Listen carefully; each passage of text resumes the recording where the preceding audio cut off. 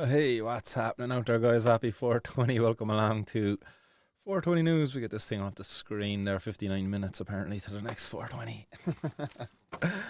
What's going on, guys?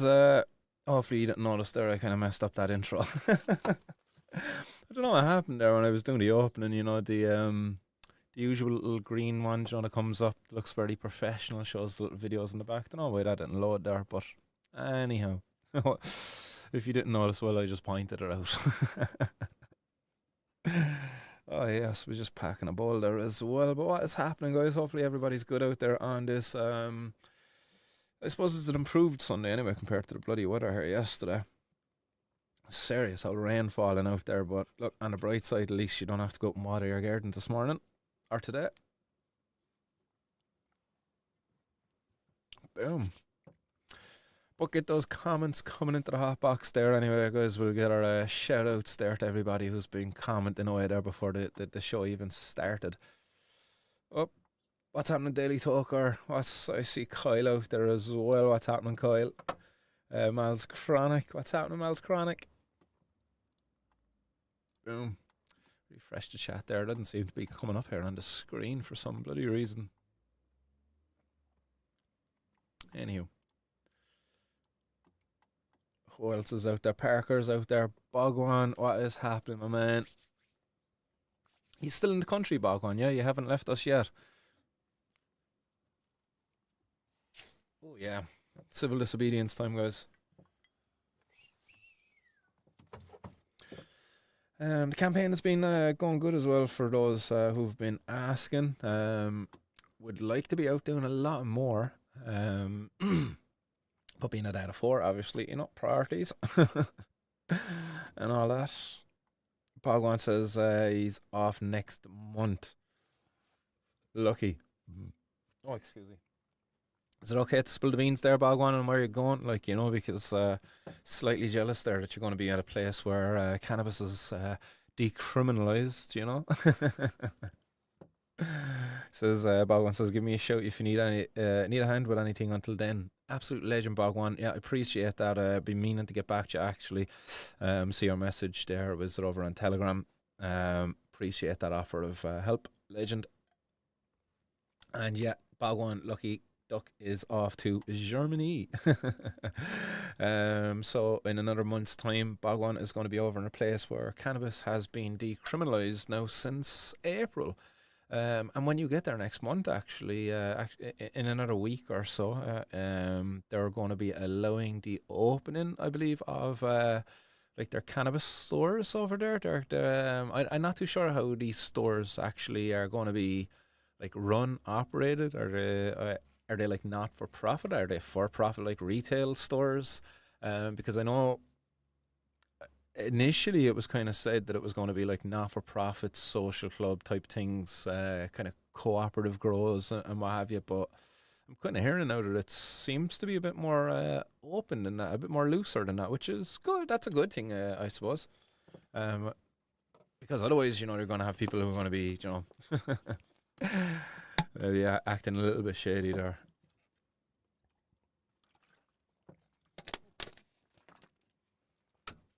Hey, what's happening, Bobby? Bobby's in the hot box as well. Oh, sorry. Oh, I let you there under the watch. But let's blaze this anyway. We have got some sour Maui cheese here in the bowl for today's civil disobedience. So yes, let's get the civil disobedience on the way. And I think actually I was gonna the first news piece was going to be something, but now I'm going to make it something else, just to follow on from civil disobedience. Because it seems like I'm not the only person out there engaging in forms of civil disobedience for the cannabis plant. So there's a little sneak there onto what the first news piece is going to be about. Torches of freedom at the ready for anybody out there engaging in civil disobedience with me, yeah?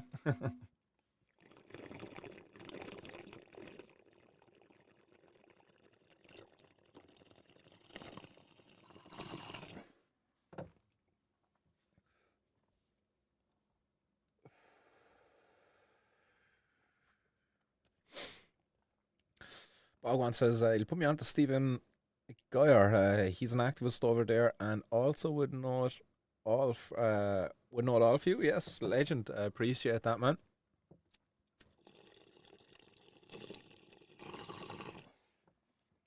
Always good to link up with other activists from around the world. Somebody I must try to touch base with again. Actually, was the Albertillo. And hopefully, maybe next time I chat with Albertillo, I can have a chat with his buddy there as well, Victor Seguez, I believe his name is, or Seguez. Probably butchering the pronunciation there of his surname, but Albert and Victor have been locked up now for, Jesus, I believe they must be close to like fucking 4 years now. If yeah, I do definitely believe they're a minimum like close to four, if not bloody five. But yeah, we'd love to touch base with them to see what's happening over there in Spain with their own kind of cases. Both of them have been held in an open prison, so it's not all bad, I suppose, in some sense. Like they get to go home at the weekend. And there's like there's a bit of an openness there to it. They're not completely locked away, but still, nonetheless, like 5 days out of the week, like they are in a prison. That sucks. I mean, well, like, I can hop in an airplane and go on over there to the likes of Barcelona. Give a shout out there to anybody who's over there now. One of the guys out of the hot box is that Futures? Was it Futures? I believe is over there. Shout out there to whoever that is. Anyway, I can't remember who it was exactly. But enjoy that trip. But it's kind of crazy that there's campaigners over there that were campaigning doing the exact same thing that I can get on an airplane and go over there and do as a tourist, which is purchase, possess, and even if I stayed there long enough, I suppose I could grow my own cannabis and even go as far as setting up my own cannabis club over there, I would imagine. But anyhow, Miles Chronic is asking us, when's the Mary Jane Expo? Very good question, actually. Let's pop that up again. Mary Jane Expo. That's over in Germany, guys. Just for anybody, it's in Berlin, to be precise. Boom. So we pop up in the screen there for you. Boom. So hopefully you can see that up on screen. Cookies. Yeah, whatever. Cookies. So there you go, guys. It's €20 for the early bird. So the early bird tickets are still up on sale at the moment, and phase two, it's a day ticket. €20 for a day ticket, €30 for the Saturday ticket, and €20 again for the Sunday ticket. So all in all, you'll be paying 70 quid there if you, or no, sorry, you can save 20 quid if you want to do all 3 days. So if you do all 3 days and you buy it now at the early bird phase, which is early bird phase two, so obviously we missed the first one, which would have been a lot cheaper. €40 there, yeah, for the 3 day ticket, a tenner off again. But yeah, so don't miss out. 214 of those tickets available as well, those 3 day tickets, guys. So for anybody who is interested in going over there, I should really secure my own. It's on the 14th, 15th, and 16th of June. So that's not very far away at all.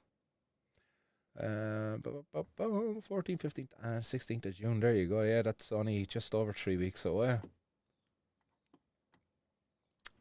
So there you go, guys. If you haven't got your tickets, early bird phase is still open for anybody who's thinking of going over. I'm strongly considering going myself. I haven't booked anything yet myself, just to say. But if I do get the opportunity there in the next 24, 48 hours, I'd certainly strongly consider going over there and booking it.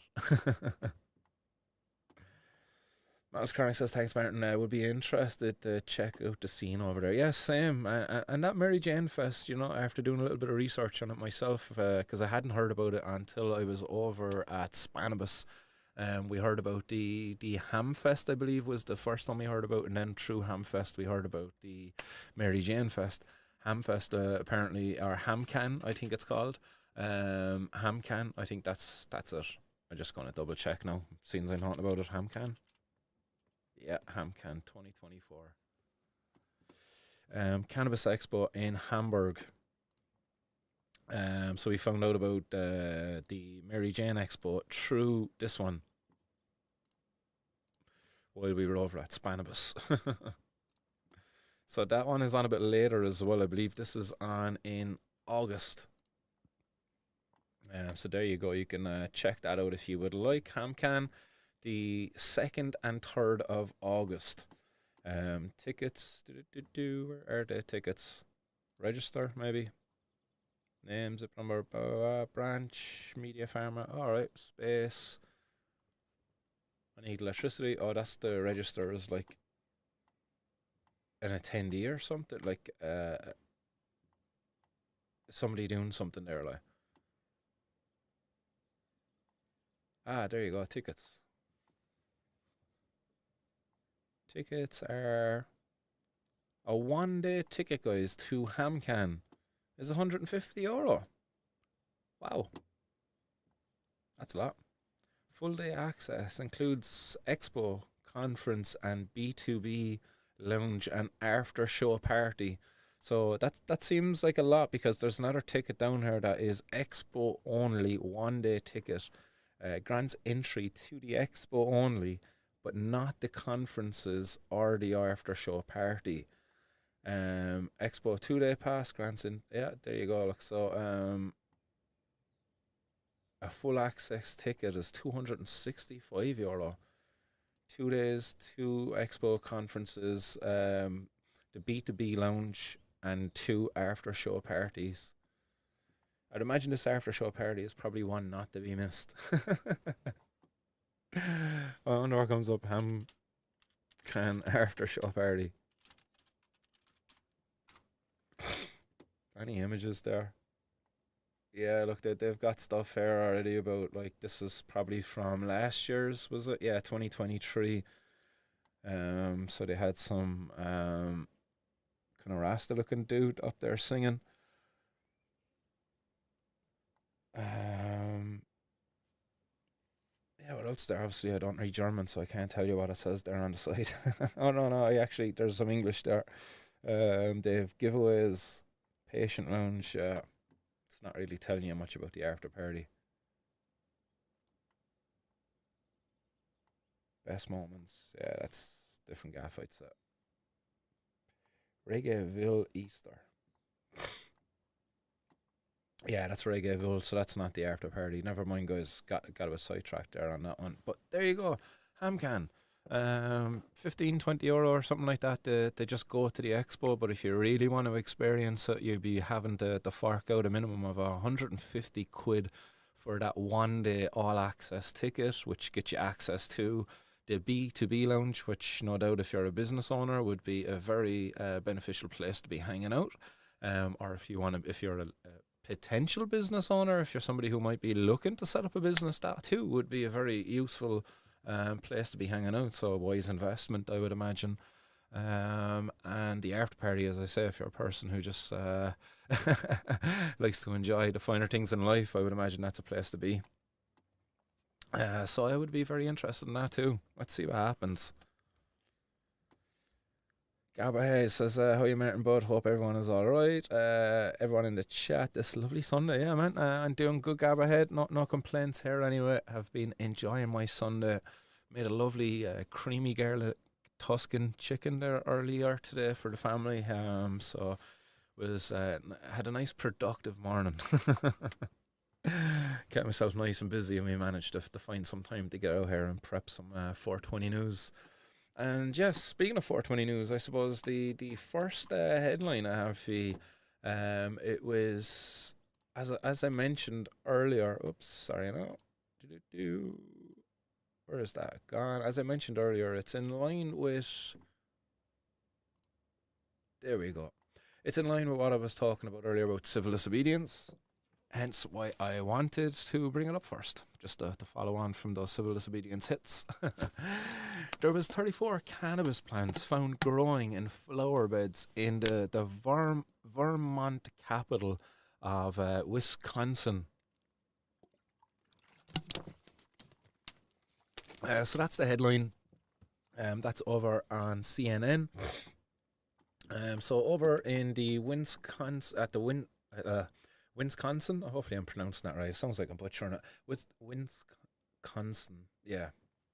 Anyhow, over in their capitals, state capital building in Wisconsin, there was campaigners or a campaigner planted some cannabis plants in the tulip garden, and it's a lovely tulip garden. In fairness, I had an old Google search there to try to find images of the cannabis plants, and while doing so, you actually see some really nice, like, it's a really nice garden. In fairness, in front of the state capitol. But like even in this picture here, you can see there at the front a number of cannabis plants placed there in that lovely garden. So fair play to them. I know I done something very similar here in the Cork City Hall. Had to be done. Points had to be raised, and articles like this then help or draw attention to it. As long as somebody comes forward and claims like responsibility for it and highlights what their reasoning was for doing it, such as what I did. But unfortunately, nobody has come forward and claimed responsibility for these cannabis plants. Although there is suspicions, I was reading over on another piece about this while just trying to gather a bit of information on this earlier, that there was a bill there recently. There was a bill, yeah, there was a bill before their state house over there, or their Senate, is it? And there was agreement there. There was bipartisan agreement apparently on this bill, but still, nonetheless, for some strange reason, they weren't able to successfully pass it. And that bill would have allowed for an opening up of the cannabis industry, but more importantly, the hemp industry. Because while cannabis itself, it's the THC side of it, it's incredibly valuable. You can't the industrial uses of this plant cannot be overlooked and undervalued too. And there's farmers who would benefit massively if they were able to grow these plants without the restrictions that were there. So there is some thought that maybe it is a protest being done by those in support of the UF Hemp Industries Association. But again, until somebody comes forward and claims responsibility for them, it's only speculation as to the reason behind it. Let's click play here. Let's see what this video says. Never mind. Thought we might have got a little video there of the tulip garden to pop up. But fair play to whoever done it, where's me applause there? Hit that applause button. That one? Oh, shut up, Martin.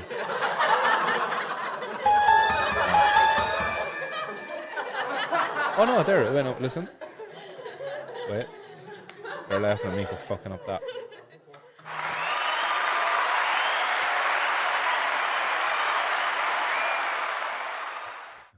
I'd be always looking for this bloody thing. This thing has the names of what the button does underneath it, and it's always bloody falling off. I should get some blue tack and stick it in place.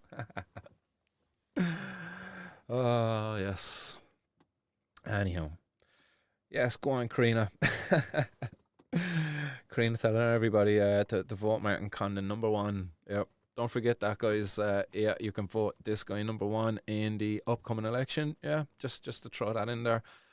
Cork City Northeast have the opportunity to vote for the candidate who for a long time has been doing all that he can to support the cannabis community, and I would take that same energy, commitment, dedication, and support the wider Cork City Northeast community too. To see, that we can improve our society, make it a safer, happier place for all to live in and enjoy. Because currently, I just don't see that being done by any of the candidates there. But anyhow, we won't get too into that stuff. We're here to talk about cannabis news, but boom, this guy. And just kind of highlighting the fact that I'm not a one-trick pony. I'm not doing this because I want to be a politician or anything at all. I'm literally doing this because I faced an injustice. I want that injustice fixed. Unfortunately, those policymakers who are there to fix it wouldn't fix it for a long time and have ignored me. And since then, I've seen other issues. There are other injustices that have befallen others who, if I was to be given the opportunity to help, I would be helping too. because there is so many others out there who are being ignored by policymakers in other areas. Just fucking looking at childhood mental health, what's going on there. Just to name one area of many I could name. But anyhow, pods, what's happening, pods? See pods in the hot box there as well. All right, Martin. It's been a while. Says, hope all's good. Yeah, no complaints here. Pods, it's good to see you in the hot box. 420 Toker down there as well. What's the story, bud? Keita Halloran says, in the garden. Does that mean you're in your garden? And no, what kind of garden could you be referring to, yeah?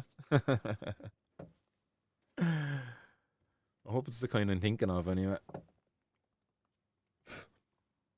But yeah, that was the first news article I wanted to just start off with there, I suppose. Well, I actually had another one I was going to start off with, but just talking about civil disobedience, I thought that was actually a good one to start with instead. I was going to actually kind of, finish with that one towards the end, for different reasons after going through some of the ones there about the seizures, drug seizures, and talk about, my reasoning for doing some of my civil disobedience back then, but, yeah.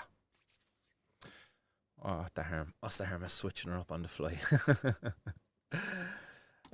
So the first headline that I did want to start with though, I'll pop this up here now for you. You can read the headline yourselves as well along with me. Nicki Minaj, her concert has been postponed after she was detained, guys. Guess of all places where she was detained? In Holland, over in the Netherlands.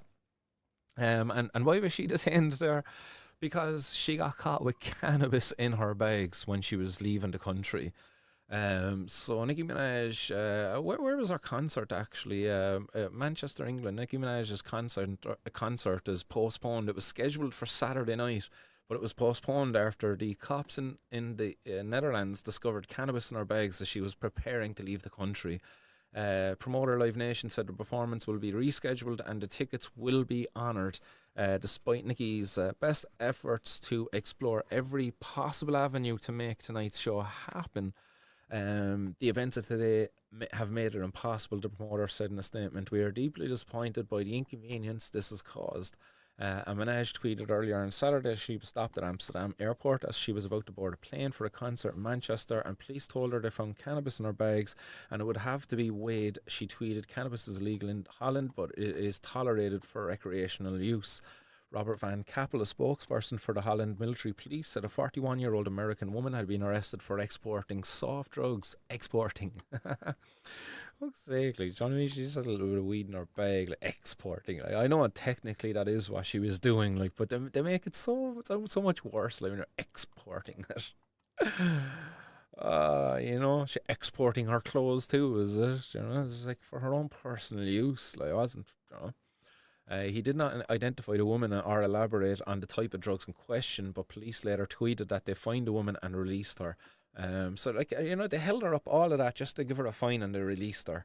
Like, what a waste of time. Come on, in fairness. There should be no reason why you shouldn't be able to have some cannabis in your bag. They can put a restriction there to make sure that you're not exporting it, for sale and supply reasons, for commercial reasons.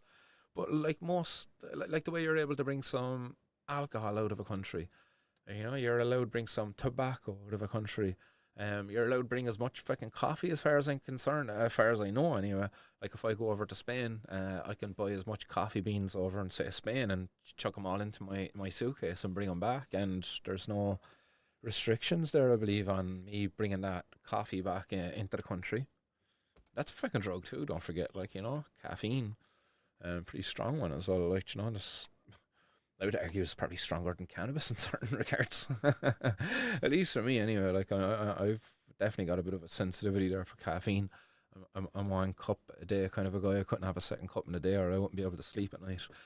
But anyway, that's just me.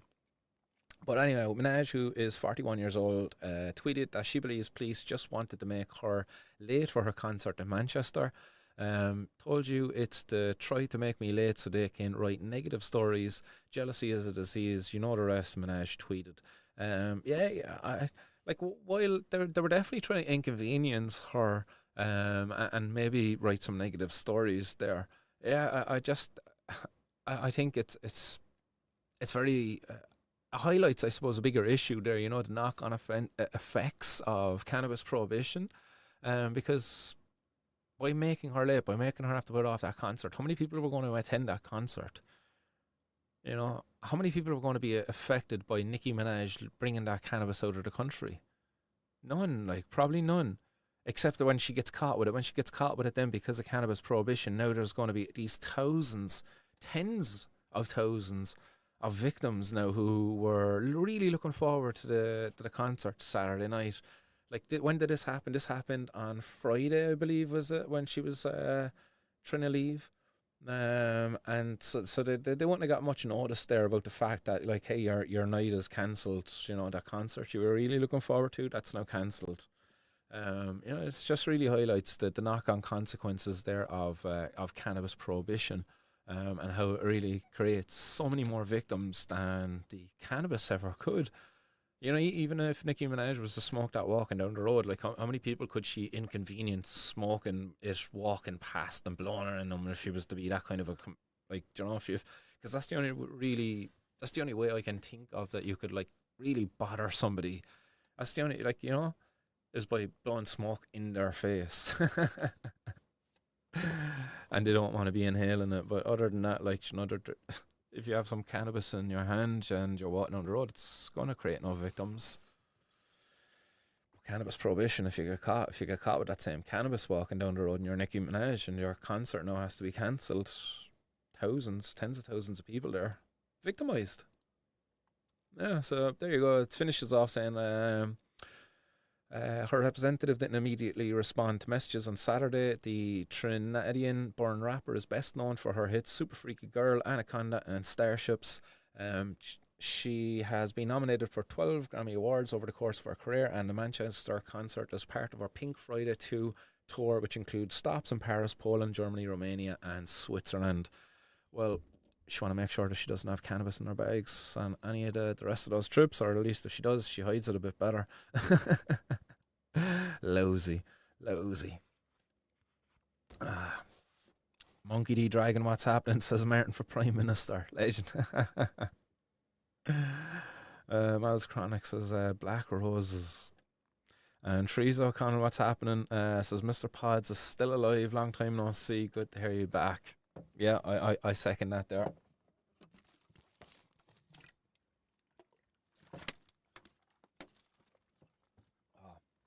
That's lousy on Nicki Minaj and her fans. Next bowl of civil disobedience, Nicki. It's for you and all your fans. Let's hope that we can bring an end to cannabis prohibition, so there is no further like inconvenient delays like this. You did nothing wrong, Nicki. To be fair, whether you purposefully had that cannabis in your bag trying to bring it to Manchester with you for you to enjoy, or whether you forgot that it was there and you genuinely, you know, weren't trying to bring it out of the country, I don't think you done wrong in either of those cases. By the sounds of it, you didn't have a massive load of it. It was personal amount of cannabis. You got a fine and you were let go. So, you know, the real harm done, the wrong being done again was by the officials enforcing cannabis prohibition. So this one, next ball of civil disobedience goes out to Nicki Minaj and all our fans. Any Nicki Minaj fans out there, make sure you send a little clip of this to her, yeah? Nicki Minaj gives Martin a retweet, and my views will take off like her starships. Yes.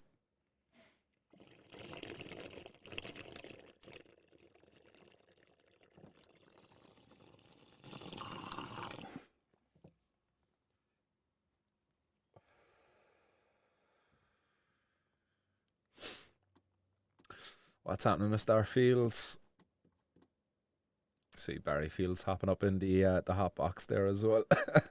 Mel's chronic on about duty free ganja. Love it, but this is true though. Like, you know, there will be a day in the not too distant future. Come on, when you're going to be going through an airport, you can get duty free cigarettes, you can get duty free wine, vodka, whiskey. Why won't you be able to get duty free cannabis someday? Why not? Seriously. And why not even, like, maybe even someday you might see fucking duty free coca leaves. shout out to Casa de Strogas, and just give a reminder to people that myself and himself are intending to do a protest on the 26th of June, I believe it is, which will be the annual day of action for the Support Unpunished campaign.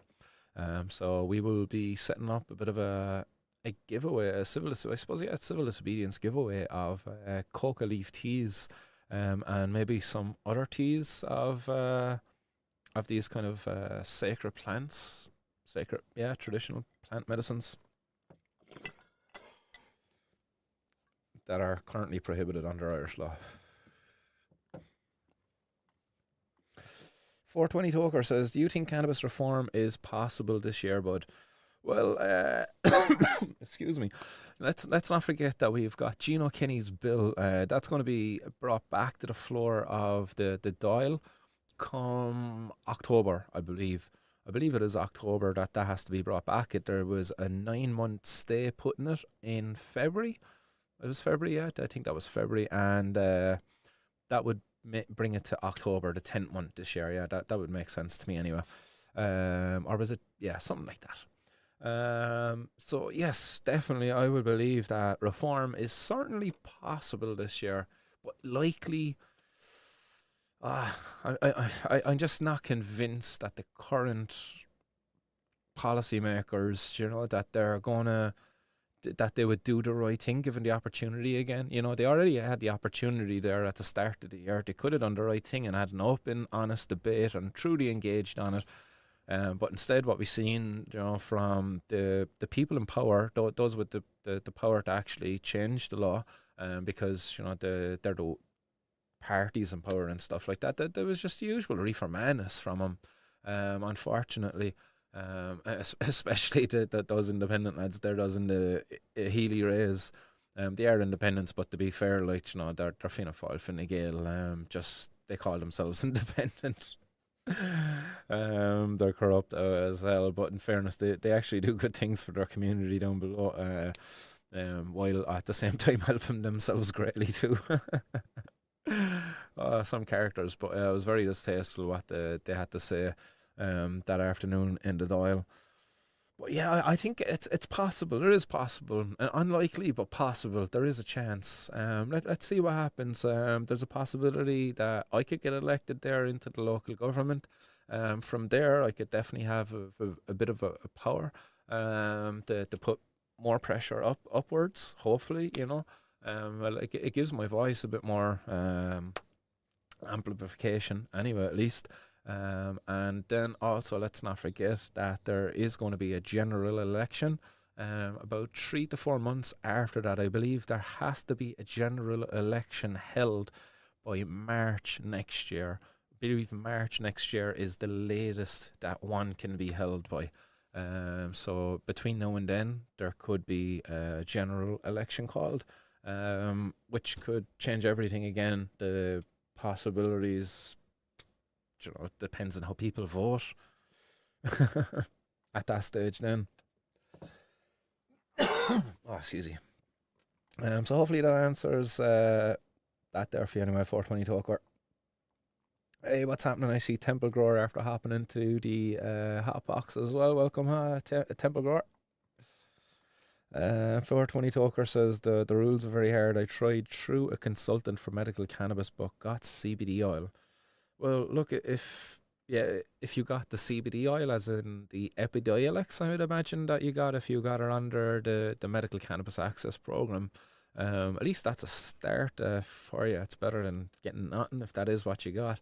But there is no reason that they shouldn't be able to get you on something with a higher ratio of THC as well, if that's what's going to be benefiting you. But it is a start anyway.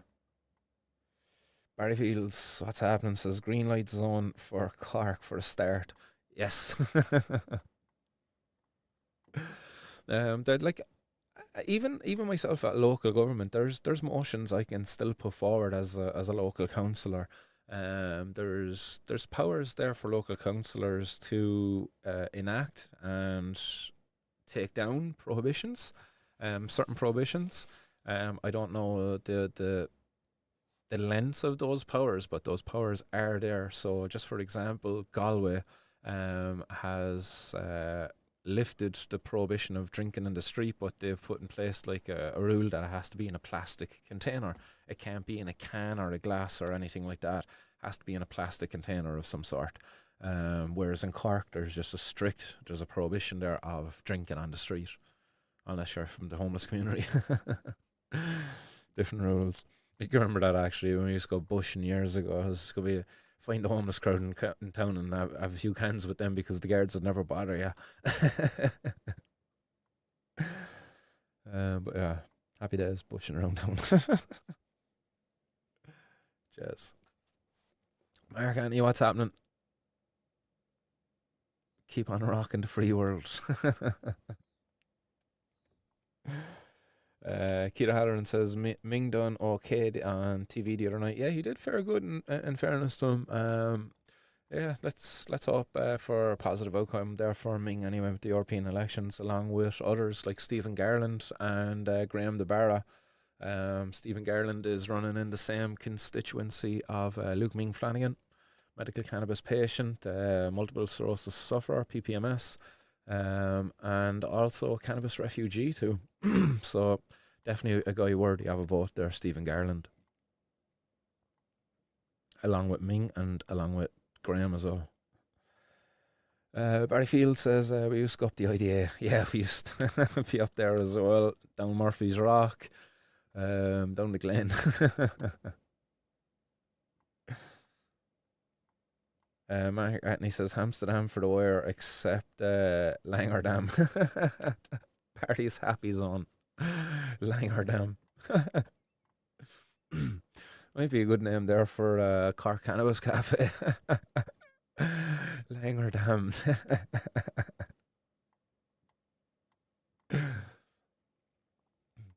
Barry, we go halves in a cafe and we call it Langerdam. 420 Talker says, I was thinking that, but thanks. I have epilepsy, so I'm hoping for legalization. Fair play. Yeah, well, look, and on a positive note, look, in all of my research, actually, I find that CBD actually is very beneficial there for people with epilepsy. That's not to say that THC wouldn't be beneficial also.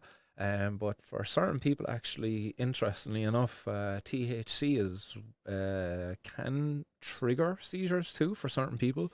Not for everybody, but there has been instances. A lot of the times, it's people when they're like not tolerant of a high THC dose.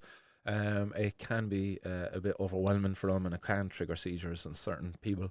But again, tolerance is most of the times a kind of a common factor in those people who are likely to suffer seizures from THC. In other words, start low, go slow. But it's good to hear that you managed to get the CBD anyway on the MCAP. I'm now again, they have me prescribed what was the most recent one, Levitram or something like that. I can't remember what it is. It's a bipolar medication as well apparently, and it's used for epilepsy too. But that's the one they have on me. They have me on now, and the side effects for this thing, man, they're scary as hell. Really are.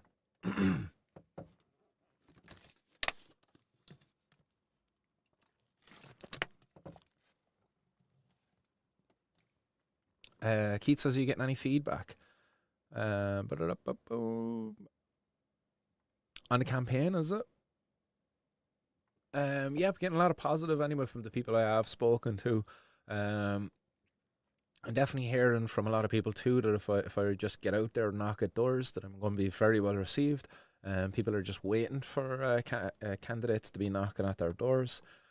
So again, shout out to anybody who is willing to go do a bit of canvassing in their own area or wants to volunteer a bit of time to go canvassing in other areas. Hit me up in the email, the hotbox, or wherever, and we can organise something. I'll be doing something mostly in the evening time during the weekdays, and I've some plans there as well, maybe to do some strategic cannabis in there in certain locations, like shopping centres and things like that, at times when people are less likely to be at home. So, yeah. But yeah, anyhow, just kind of went off on a bit of a tangent there, and that one been well received anyway so far. The first strain, Nari Lights. Yes, love it.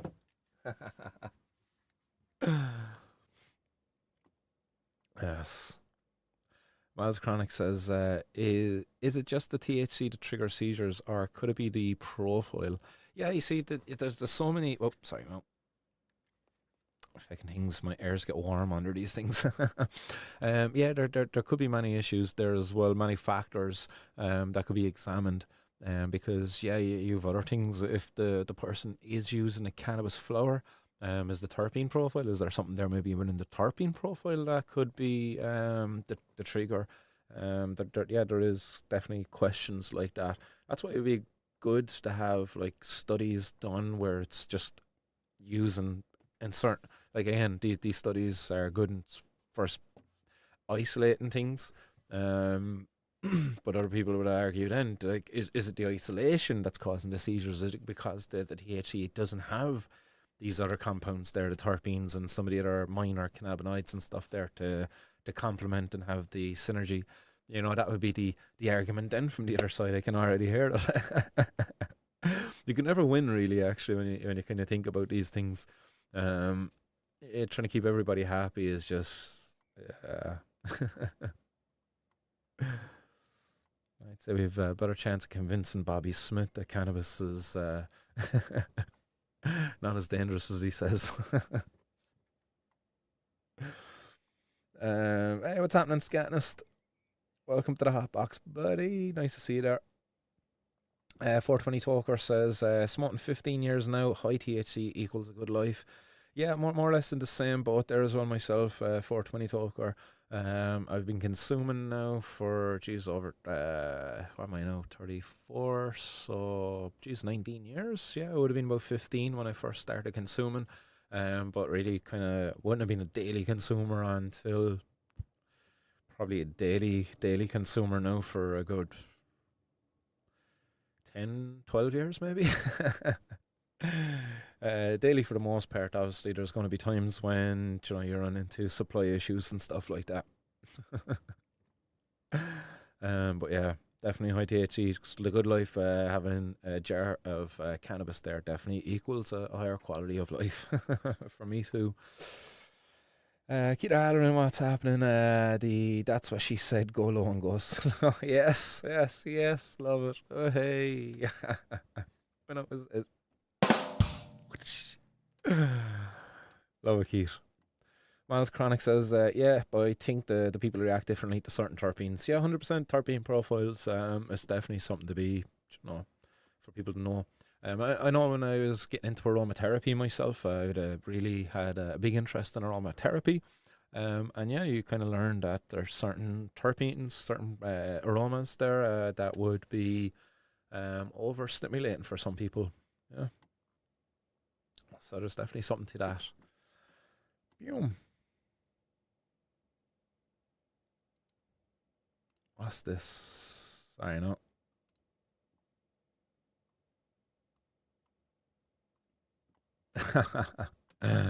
I seen that there. Yeah, third in the poll. Keep in mind that was a poll that was created by the person sharing it, I do believe. So that person sharing it, I do believe they've heavily influenced how the people who would be responding to that poll. you know. So I take it with a pinch of salt, but yeah, definitely I've seen that as well, Barry. I've seen that. And I'll give a shout out again to the Karina because it's only for Karina actually who kind of made that candidate aware of my candidacy. That candidate started mentioning, to other people that they should consider putting a number next to my name. So I might score some transfers there. Happy to see. But yeah, that poll, it's good to see the name up there, nice and high. Tinkle Tink, what's happening? Says great to see you, Martin. Any news on how Germany is doing after legalization? Yeah, I think everybody over there is in high spirits. I believe the sky is not falling. I do believe society is still intact. Yeah, so despite the biggest fears of people like Bobby Smith and all of those, yeah, things are going great in Germany. So much so that some of our own here, unfortunately, now are emigrating to Germany. Give a shout out there as well to Toto Frost, and hopefully I pronounced his surname right there. Man, I'm butchering people's names and words there lately. Um, I'm gonna blame the cotton mouth, but Toto and his lovely dog, they emigrated as well. They're now over there in Germany and enjoying the freedom of being able to grow their own cannabis without being in fear of. Imagine, because you grow a plant, put a seed into the soil to grow a plant for your own personal use, for your own benefit, to improve your quality of life. You have to be in fear of your door being kicked down by the authorities who are meant to be there to protect you, who could come into your home armed with guns. Imagine. Imagine, if you're one of those people, and unfortunately, you might have chosen to grow your own medicine because you weren't able to get it from your consultant, and you're living here in Ireland, and next the cops decide to come and kick down your fucking door. Imagine they done it and one of your kids was walking past the back of the door, and next, bang, in comes the fucking door, and smack goes the kid. They just done harm to a child now, where, you could have 100 cannabis plants. You could have 100 kilos of cannabis dried all day around that child, and it would have done no harm to that child unless the child was to eat it and choke on it, and because even if the child was to pick a leaf, to pick a bud, or to pick up even one of the dried bloods and eat them, there would be no harmful to that child because it would have to be decarboxylated first. So most likely all that's going to happen is the child is what child in reality is going to be like on. I know there's some out there who like their greens and their vegetables, but in reality, not many of them. Most likely the thing is going to be leaf goes in the mouth, the bud goes in the mouth, whether it be dried or fresh, and it's going to be bleh, no harm done. But let's just say in the unlikely situation the child does go and eats it and swallows it again, that child's not even going to get high. Because again, the THC is in the THCA form, it has the acid attached still, so therefore it's actually not psychoactive at that point, so it would just pass through the system. It would have beneficial effects in terms of anti-inflammatory and other benefits, but it's non-psychoactive. That's the thing about THCA. THCA has to be decarboxylated. Decarboxylation requires heat and time, so you need to wait a bit of time, apply a bit of heat, and decarboxylation will take place. And again, as I said, there's going to be a minimal amount of decarboxylation after taking place, even in that dried cannabis herb. So the risks really, again, in that situation where the cops are kicking in the door, the harm is being done by them, the guys who are supposed to be there to protect us. Cannabis prohibition is a real mindfuck, really, when you think about it. Barry is asking, what's the story with Ken O'Flynn? What's the story with Ken O'Flynn? Ken O'Flynn is a bit of a douche, unfortunately. I went and met with Ken O'Flynn in 2019 in his office in Cork North Central. His office was up in the old Mallow Road, not far there from the Bracken's Bakery. And I had a chat with him about my candidacy. At the time, I had just missed the opportunity to put my nomination in. I didn't realise I had only 7 days, and I had just missed out by 1 day, I believe it was at the time. And I'd missed out, so I wanted to go up to Ken and just be kind of like, look, fucking, I missed my opportunity there, but look, you're the only. I believe he was the only. Well, he was one of other independents running in that election. So I just wanted an opportunity to go and have a chat with him, to give him the opportunity, to get the support of the people who would have supported me. And no, he was not no way whatsoever willing to support the campaign to end the prohibition of cannabis. He wasn't willing to really even entertain it. He believed, that we need a prohibition of drugs there. The guards need to be able to do their thing to enforce the law in order to, to keep drug use, at a minimum, and all of this kind of nonsense. I couldn't believe it. Like, the guy's a gay man himself, and his own community would have been a target of a prohibition put in place by bigots at one point in time. And now he's just no different from those bigots who would have once been, bigoted towards him. He's no different from them, really, because he stigmatized, he made me feel very bad that day. There's actually a video up online where after that meeting, I left his office and I was fucking rather annoyed, to be fair, by what went on. So I went live on Facebook after I left his office. Or is it myself and the dog? Got a bit emotional in it, to be fair now, because he fucking did upset me, to be honest, you know?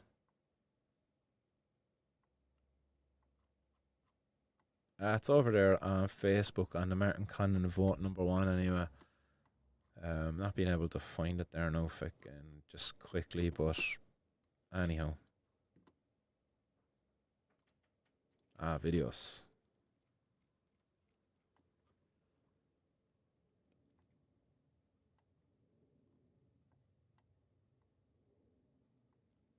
Where is it? Oh. No, can't find it. Never mind. Anyhow, doesn't matter. But yeah, that's the story of Kenneth Flynn. He is not supportive at all of the cannabis legalization campaign at all. So in my eyes, unfortunately, he is. I thought those were angry faces there for a second, Patrick. They were basketballs. I was like, why is Patrick so angry at me? I was like, is he a Ken O'Flynn lover or something? Those are basketballs. Shooting hoops. But yeah, Ken O'Flynn, if you do want to vote for him, I will put him down my list. But definitely below fucking the likes of People Before Profit, Social Democrats, and even Labour. Like, I would probably vote for Labour before I would vote for him. At least, as you were saying earlier, Barry, that Labour of the decrim. So in that regard, I would probably give Labour a vote this time around, I would imagine.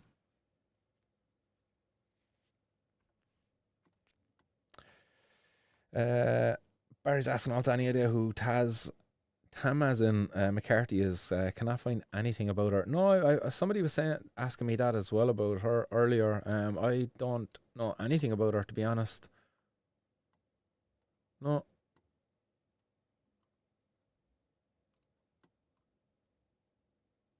Could be a him. Oops. Sounds like a girl's name, alright, though, doesn't it? Like, no offense to Tamazin. Yeah, it looks like a girl. I just hit Google search and imaged it there, and there was definitely girls came up. Anyway, you're alright there, Barry. Unless now she identifies as a he. Now we're in trouble. Oh, we just misgendered her. Oh, no.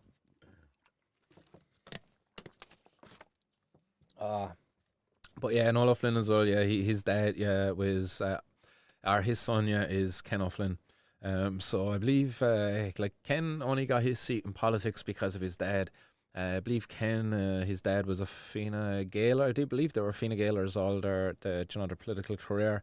And then whatever happened when Ken was with Fine Gael, he left, or he got kicked out of the party, one or the other. I believe he got kicked out of the party, but he kind of left. They didn't really kick him out, but they were like, you better get out or we're going to kick you out. I think I heard, so the rumours go.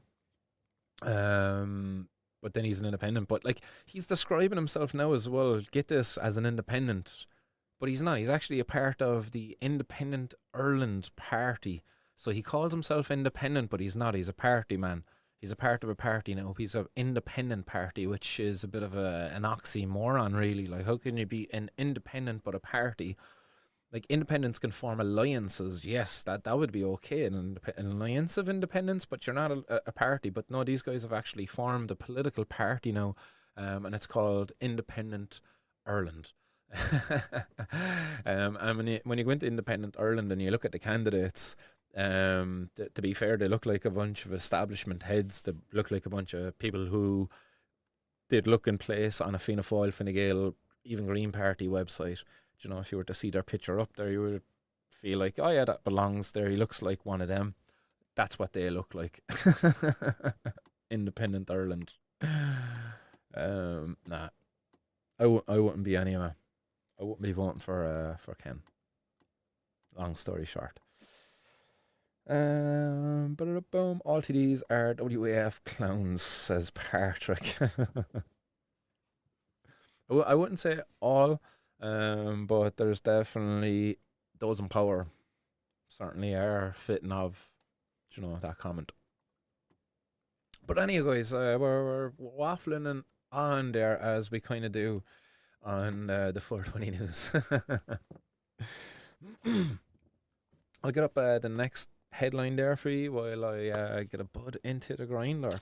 Got some train wreck going into the grinder here. Shout out to Phil. Was about to say Patrick there for a second. Nice and Phil for the train wreck. Been saving it for a special occasion. This seems special enough. But this next headline, anyway, guys, €90,000 worth of cannabis was seized above in County Louth, County Drogheda, above in Drogheda and County Louth. This was seized yesterday. There's a picture of the cannabis there up on screen now for you. They valued the cannabis at over €90,000. It was seized in Drogheda by members of the Louth Divisional Drugs Unit. Local Gardaí recovered 4.5 kilos of suspected cannabis herbs. Suspected because it has to go off, obviously, for testing paid for by you and me, taxpayers here in Ireland. At a time when, our freaking health services are absolutely atrocious because of a lack of funding, because of a recruitment embargo that's in place. But meanwhile, we can afford to go in, piss away a load of money identifying suspected cannabis. No arrests were made at the property. Support was also provided by members of the Drogheda Crime Unit and the local community policing unit. Again, further waste of taxpayers' money and resources that could have been better used to improve community policing and safety. But unfortunately, cannabis prohibition, as it does, wasting time and possibly creating victims in other areas there within that community, because if those guards were out there involved in that what would you call it, that operation, they weren't available to be responding there for maybe a welfare check in the area. Maybe there was a local elderly resident there who was in need of a welfare check. There's a lot of talk there recently because of the discovery of a body that lay undiscovered for over a year, potentially a couple of years, I think they were saying, in home. You know what I mean? That's a real, it's a sad reflection of our society and of communities, that we can have operations go out there to kick down people's doors, and in order to find some cannabis, suspected cannabis. But we can't afford to have Gardaí to have operations there to go out and knock on doors to make sure that vulnerable people are okay. Vulnerable elderly people who may potentially die and lay undiscovered for years. Horrible, isn't it? It's a real sad reflection of what is seen as important in our society and what we're willing to spend taxpayers' money on. I know I, for one, anyway, as a person, as a taxpayer in this country, would be much happier to see my taxpayers, my taxes, be used to fund something like that, where cops go door to door of elderly people just to make sure they're okay. Just to call by, just coming by to make sure you're okay, you're all right, you're not short of anything. Put them in touch with maybe a local community group that helps elderly, vulnerable people within the community. You know, instead, we're using our guards to go out there and kick down people's doors because they might be growing some cannabis. They might have a little bit of cannabis in there for themselves, or, geez, God forbid, they might be actually selling a little bit of cannabis to their friends and their family within the community. Oh, jeez, the horror. Oh, it's atrocious. It really is. It's keep man. It's sad. Sad as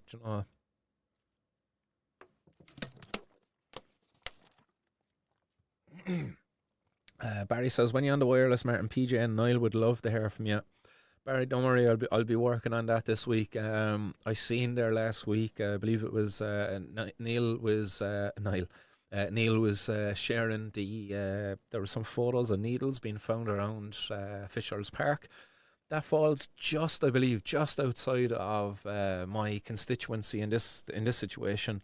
But still, it's not that far away at all from it. And the issues that we're seeing there were certainly issues that have been seen within the constituency I'm running in now.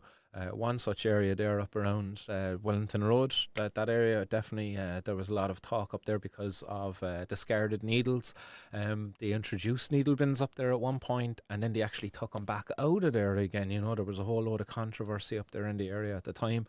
But yeah, that's definitely an issue I'd love to be engaging with the likes of Neil or PJ, because I know myself that none of the other candidates would be willing to actually engage with that outside of the usual, we need more guards there to be policing these areas and blah, blah, blah. That usual kind of BS, let's be hard on drugs, we need tougher sentences, we need more prisons. Because, that actually has been working all along, really. So, yeah, I definitely will be in touch with the likes of Neil and PJ and others out there to be highlighting these issues, because I know none of the other candidates would be willing to actually engage with those topics or have solutions outside of what is the already in place, the status quo.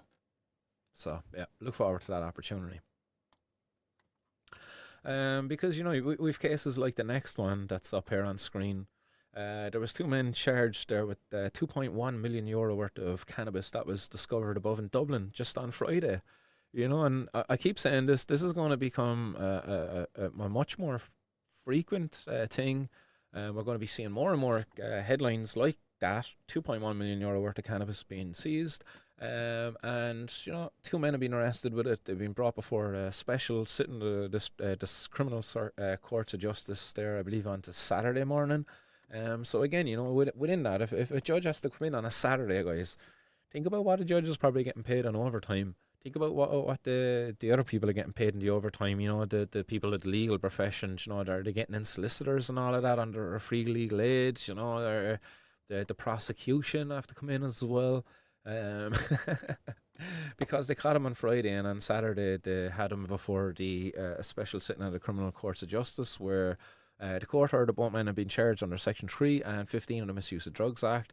Detective Garda Shane Kiley of the Drugs and Organised Crime Bureau said the charges arose from a joint operation, pun definitely not intended, between the Gardaí and the Revenue, involving a package which arrived into Dublin Airport from Toronto in Canada. The package was brought to an industrial estate in Dublin 10 and collected, and at this point Gardaí moved in and arrested the two men. The package was later found to contain 105 kilos of cannabis, and Detective Garda Kiley said neither man made a reply when charged at Clondalkin Garda Station, and no application for bail was made in the case of one of them here, whose address was given as Liverpool.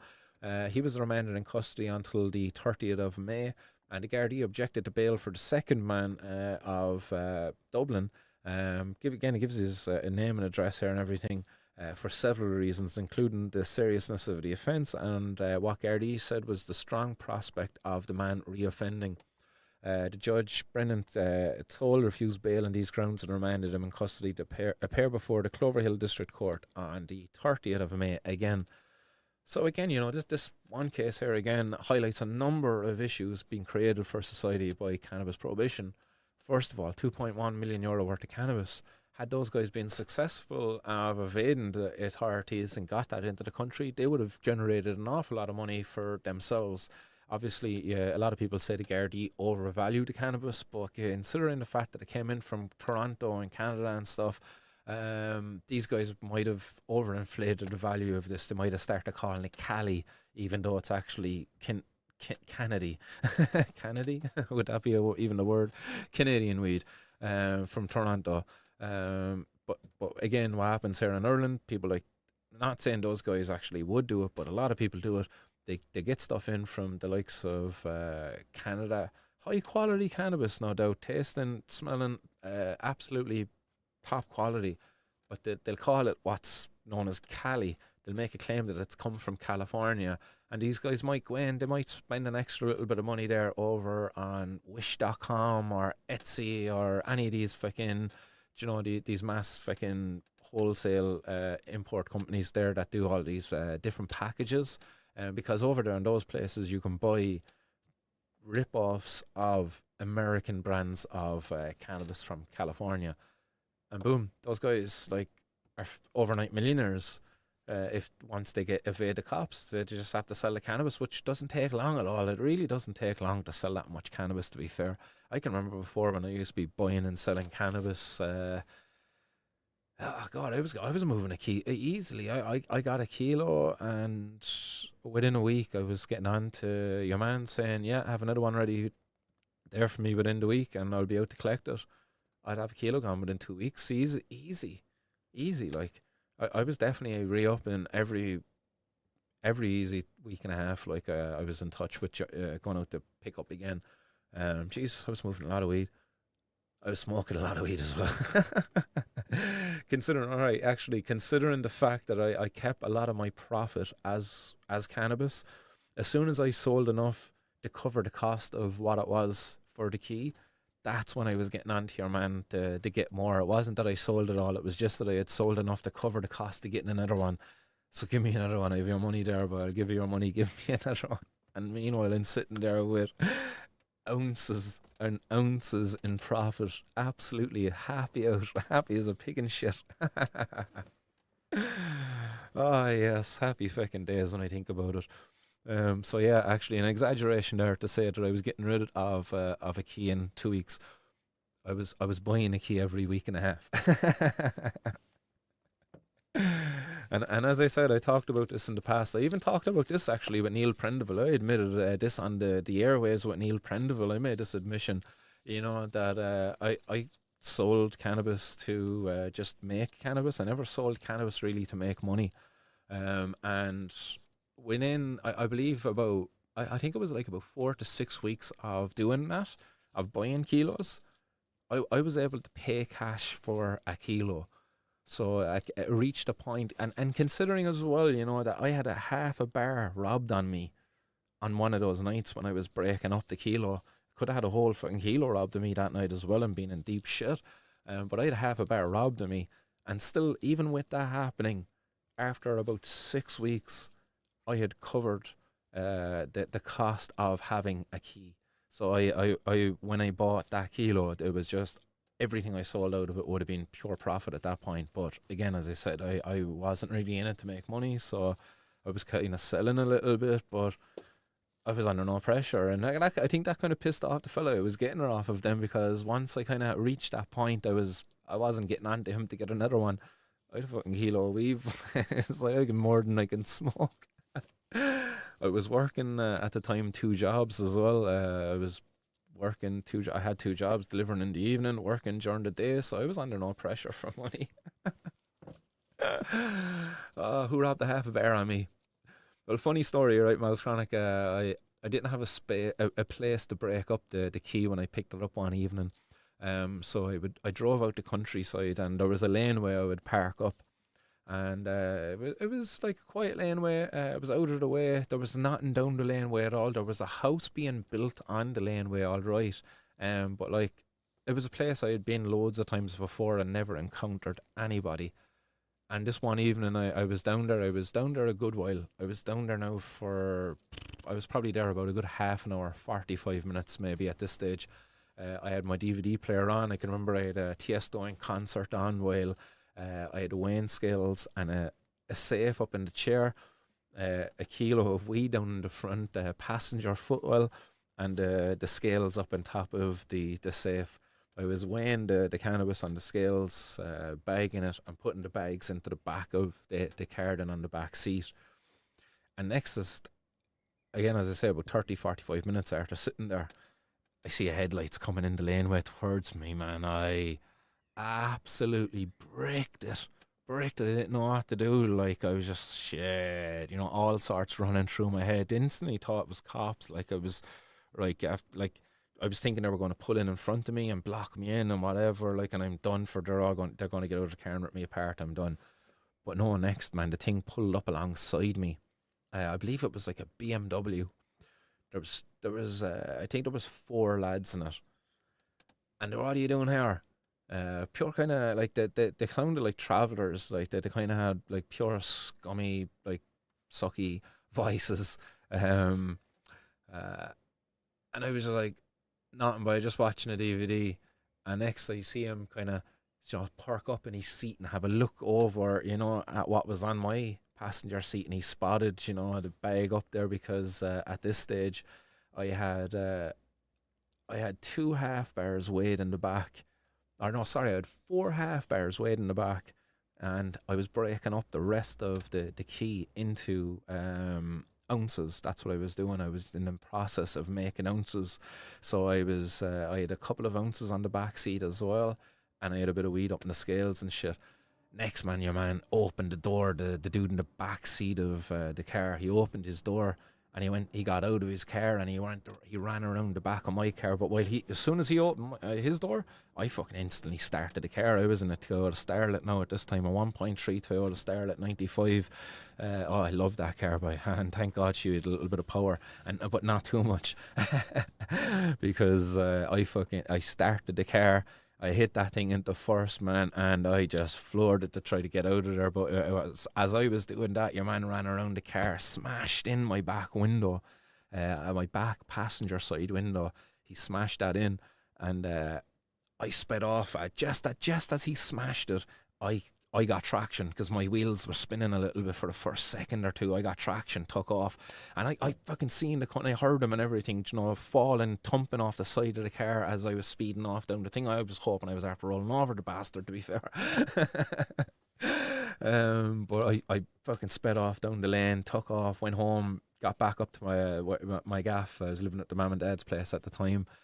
Parked up at the end of the road, and I was just waiting for him to follow me. I was hoping the cunts would follow me. I was after getting, I had a steering wheel lock, those the lock you put from your steering wheel to your brake pedal, one of those things, a metal yoke, like. I had one of those ready. I had a Hurley as well there beside me, but you hit somebody with a Hurley, you break it off him. You hit somebody with something metal. Yeah, Mark, man, great acceleration. Those Starlets, the whip, it's alright, man. Great first car. Beautiful. I was only talking about her actually the other day, that Starlet. But they never showed up, they never followed me. And then I kind of assessed the damage. Obviously, my window was broke, but I had to figure out, had he got something or not. Sussed it out, man. I went through the bags, and then I seen it was only 3 of the half bars there.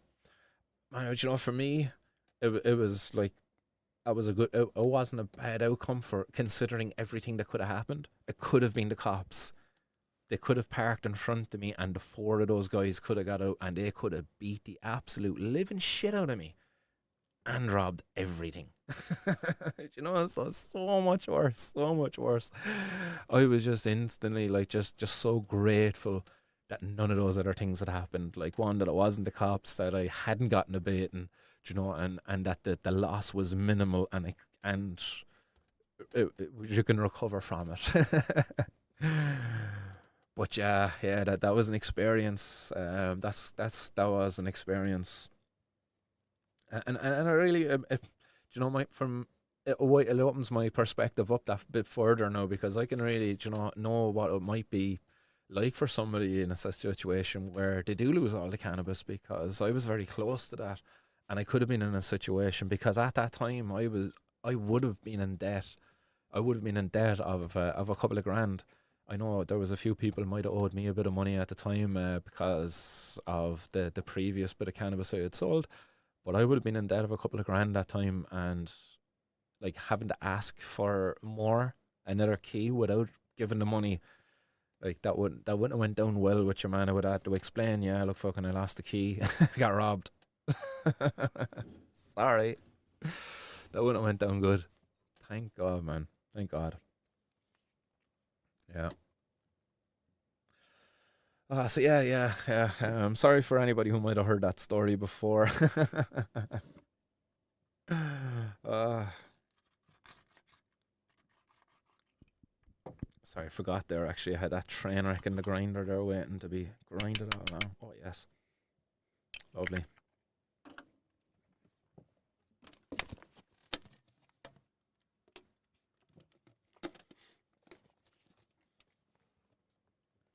Sorry, I was catching up on some of the hot box there. I might have missed a few. Barry's asking if anyone needs to move into my gaff till after election. I'm not too sure now if you can change your address and edit the register. I have a copy of the register of electors now, so I think that's the final um, copy of it. Like they're not going to change it, unfortunately. But nice one anyway, Barry. Get Bobby O'Brien there moving over with you.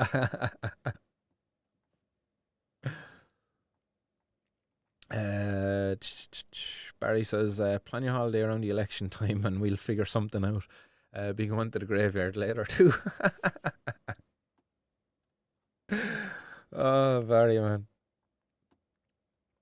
Yeah, Miles Cronk, Jesus Christ, that's loose, Martin. Nice one, Key. Martin number one. Legends. Guys, appreciate the support as always. Absolute legends. So yeah, that was one case there from, or that was two cases actually there from Ireland.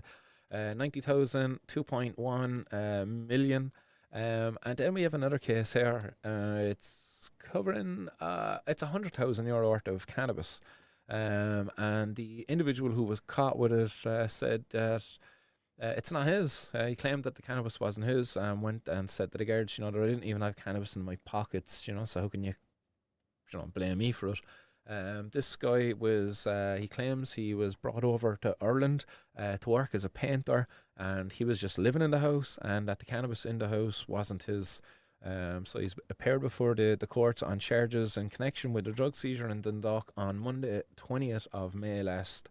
He's a 51-year-old male.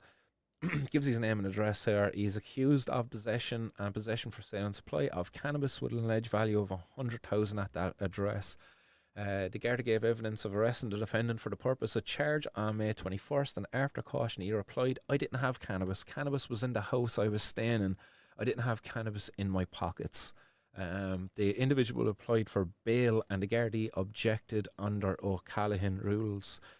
So basically, I believe it's just that the guy is a flight risk, is what they're saying. Garda, I believe, said that it was alleged that 10 mature cannabis plants and 5 kilos of cannabis were seized when the house was searched under warrant on the 20th of May last year. The defendant denied that the cannabis was his, and he was due to leave Ireland on May 28 for an eye operation in Lithuania. He was only in the country since April, and he lived here previously. It will also be alleged that his name was on a gas and electricity bill in the house, and under cross-examination by barrister Ronan O'Carroll, the officer said the individual had been present in the kitchen and the drugs were in a wardrobe upstairs. The defendant said that his fingerprints may be on items, but he made no admissions. There was evidence of cultivation of cannabis plants with pipes out of the roof, but there was no evidence of painting or decorating. Again, that was the guy. His claim is he was over here as a painter and a decorator, but they didn't find any evidence of painting, but they did find evidence of cannabis, or suspected cannabis. The accused gave Gardaí his phone and PIN voluntarily, and the phone had yet to be forensically downloaded, and the Gardaí had his travel documentation. With the assistance of an interpreter, the individual said that a year ago he came to Ireland to work, he couldn't get a PPS number, and he left. A man called him and booked his flights for him to come here to Ireland for painting jobs, and he said that the accused the accused services were freely available on Facebook. There was no certificate of drugs analysis yet, as the investigation was in its infancy. The defendant had no previous convictions, and the counsel continued that Gardaí were open to conditional bail, but the difficulty was that was a cash lodgement. The Judge McKernan refused bail for reasons of the nature and the degree of the seriousness of the alleged offence with which the accused is being charged. The court also considered him a flight risk, and the individual was remanded in custody until the 28th of May for DPP directions via a video link. The judge directed that he receive medical attention and treatment while in custody. It's like, so it's mad to think, that the seriousness of his crime, when you got caught with some cannabis. So it's like, what's serious about it really? Or the value of it? It's like a serious crime is getting caught with child pornography or child abuse images or child, that kind of stuff. Child pornography is something consensual. Kids can't take part in pornography. Sorry, I hate using that word. Child abuse images, that's the word. That's the term to use for that. And that's much more serious. And a lot of the times they've no problem giving bail to some of these people, especially if the judge's name is Martin Nolan. Oh, what a sick individual. Someone should be checking his computer. But seriously, they refuse to give this individual bail. He's 51 years of age. He's also a person who's not from Ireland. He's, I believe, from Lithuania. They always say it, that for a person who's not from Ireland, they have to spend time in prison, which is what this guy's going to have to do now while he's awaiting trial. It's much harder. The punishment is much more severe than if you are a person, living here already. You're an Irish person living here, and your family and all of that kind of stuff is there. It's just a little bit easier. So it's not right. It's just not right. The cannabis prohibition, the harm that's done by it, it's not justified. That the seriousness. It's not that serious. Come on, it's just the money. It's just a money issue. Is it really serious? He didn't rob anybody of money really either. The state doesn't want to tax this. He sees an opportunity. Do you blame him? Somebody rang him and said, come on over here, look, we have a few plants there for you to watch. There'll be a bit of cannabis there. People might come by time to time to pick it up, and you just got to stay in the house. We'll give you $2,000 a month to do it. Your man's like, yeah, decent, no bother. What's it just for the crack? Average weekly wage, Lithuania. That's just out of curiosity. A gross monthly salary, monthly salary is 2,100. However, this figure varies across the region. But average salary in Lithuania, so about $2,000 is the average salary. It's not as bad. It's not as bad as what I thought it might have been. Yeah.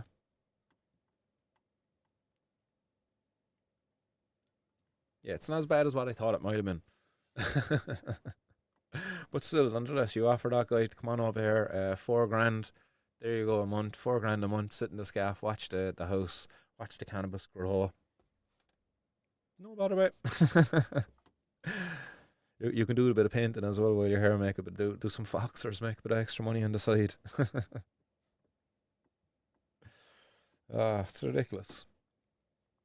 So again, another massive missed opportunity there, because jobs could have been created. That cannabis that could have been sold could have generated income there for the local economy, generated taxes which could have been used to benefit the local communities. But no, instead we're going to now spend money criminalising people, filling our prisons needlessly with people who aren't really a risk to the people out there in society. Well done, prohibitionists. Well done. So yeah, the final case then. The final case I have for you today. Boom. Last seizure. So the final cannabis seizure was involving a man who was 33 years of age, and he was charged in relation to €658,000 worth of cannabis. And this man too has been refused bail because he's also considered a flight risk. So in this case, this individual was caught with 123 mature cannabis plants and 28 kilos of suspected cannabis. The 33-year-old man was charged in connection with the €658,000 drug seizure, and he's been refused bail. His name and an address was given here, and he was accused of possession for sale and supply of cannabis at the address on Monday, 28th of May last. And the guard gave evidence of arresting the accused for the purpose of the charge the next day, and he made no reply after caution. However, Judge McKernan said, "Oh wait, did I read this one?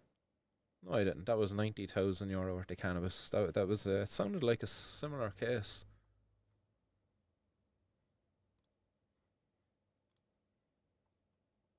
No, Judge McKernan. That's why.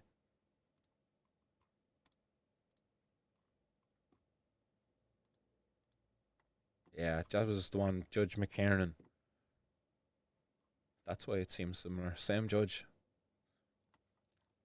So sorry, apologies there, guys. So Judge McKernan said the court was not satisfied with a €10,000 cash lodgement, and the defendant would have to have the same again.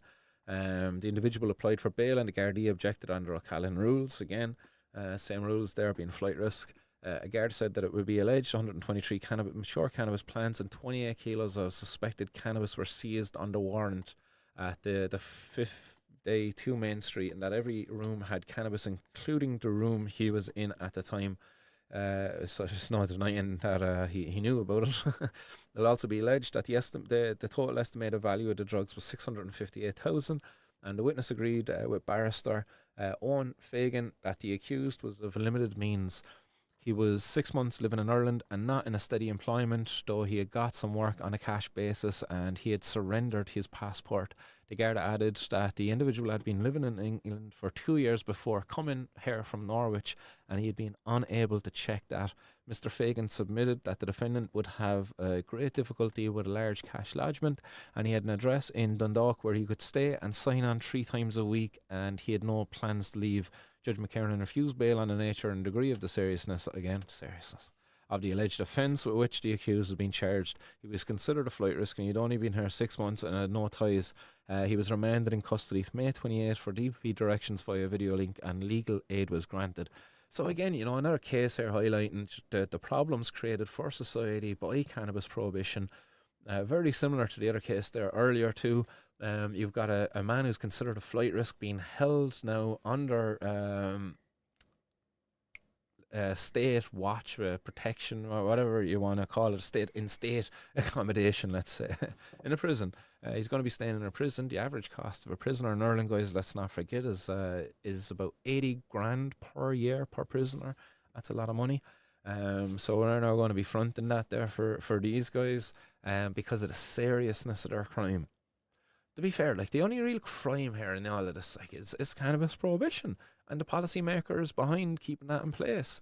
Because those guys have been committing the crime of not truly actually doing their job. They're being dishonest in their job in what they're doing. Like, anytime, like when they had the opportunity there a couple of months ago to actually debate Gino Kenny's bill on cannabis regulation, decriminalisation, they didn't do it. They didn't do it. They had to put a 9-month stay in it. That was criminal. That was criminal. Look at the missed opportunities there now that they could have deterred the importation of a lot of that cannabis, and therefore, had the authorities actually focusing on real threats to the nation, real stuff, real dangerous stuff that could be getting imported into the country instead of being looking for cannabis. Because again, if you were to decriminalise it and regulate it here, it's going to bring the value down to the point to where these organised crime gangs now, they're not really going to be interested any longer in selling cannabis illegally. Why would they be interested in selling it illegally if there's going to be stores that are going to be able to sell it, and they're going to be able to buy it too at a wholesale and all of that? You see the wholesale price over in the US, it's dropping now. It's been dropping for a long time. Shout out to Martin O'Brien, Foxworthy Farms. Whoop. Woohoo! Yes. Foxworthy. Yeah, there's get out the fox there just so you can see him. Yeah, where is he? Go on. There's that fox. But yeah, Martin O'Brien was given out there. Was well over a year, nearly 2 years ago now. Anytime we were having patients for safe access meetings, afterwards we'd be just kind of having a bit of a general chat, and he'd be always giving out about the wholesale price of cannabis. It's fucking going down. It's going down. It's getting harder and harder now to get a good price for the cannabis at wholesale, and in order to make a living there and to keep a farm running and be sustainable. Talking about the big, massive companies, gigantic companies coming in and just growing this soulless cannabis.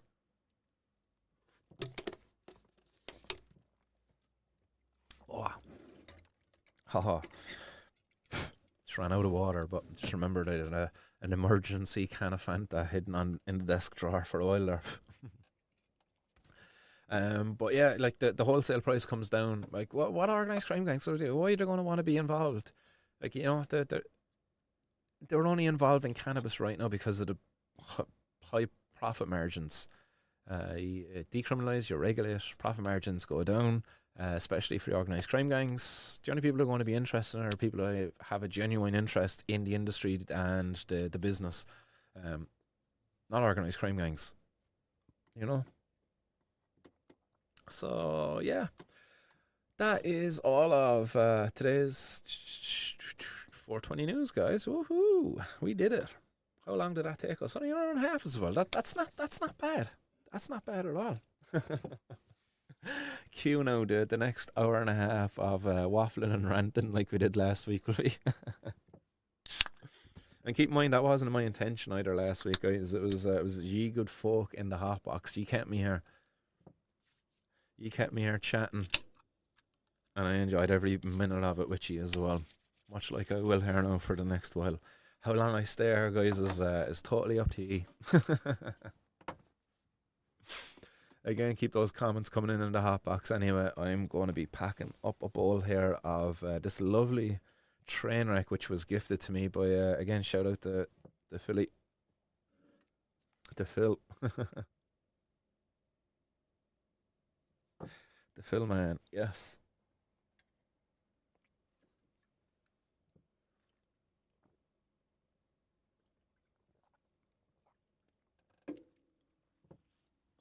I seen that, alright, Miles Chronic. I don't think it's going to happen though. I'll be surprised if they're successful at it.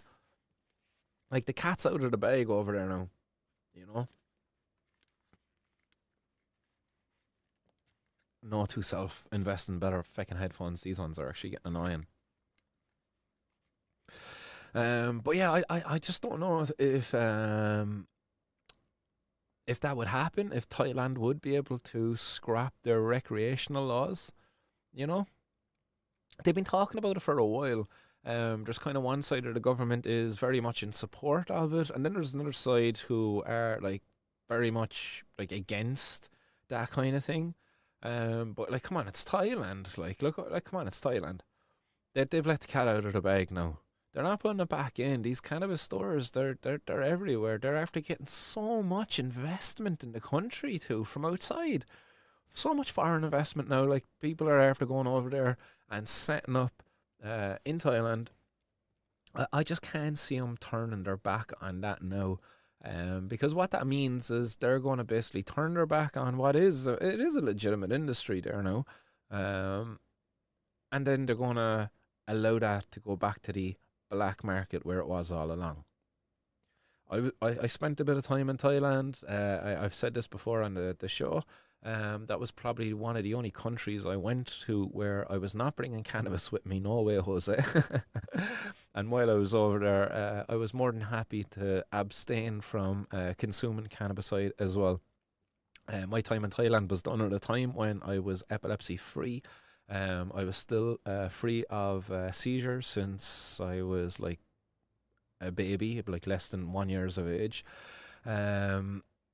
So I was happy to, not happy to abstain, but I wasn't worried about seizures because I didn't realize I actually kind of had epilepsy at that stage then. Despite the fact I was born with it, I never considered myself a person who had it. So I abstained from it over there, and I abstained for 3 weeks, I think it was, and then we went to Phi Phi Island. I think that's how you pronounce it anyway. And while over there, then one of the lads, he went up to a bar on the beach. It was the Rasta bar on the beach. Went up and got us a drink from the Rasta bar, and this happened to say to your man, "Come here, what's the story about a weed?" And your man sold him some joints.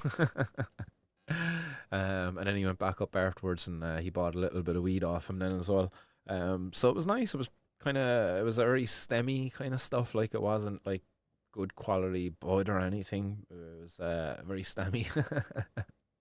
But again, after abstaining for 3 weeks, it blew the head off us. And on the same evening, we got that, right. We went back.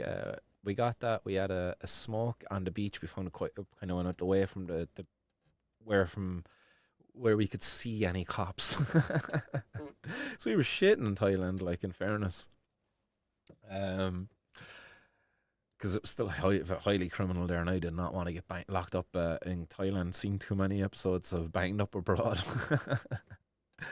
But yeah, we smoked those. I went back, got a little bit more, and then we went back to the apartment that we were staying in.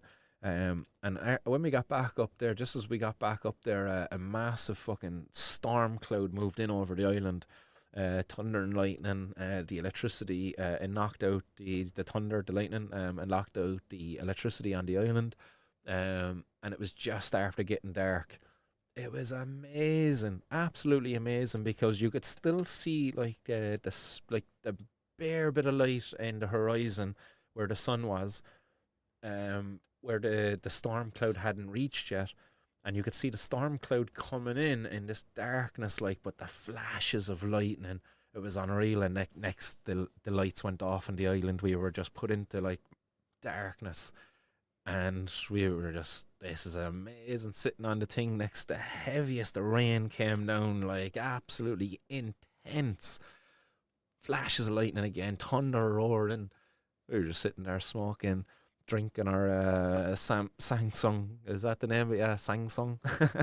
The local whiskey. Yeah, no.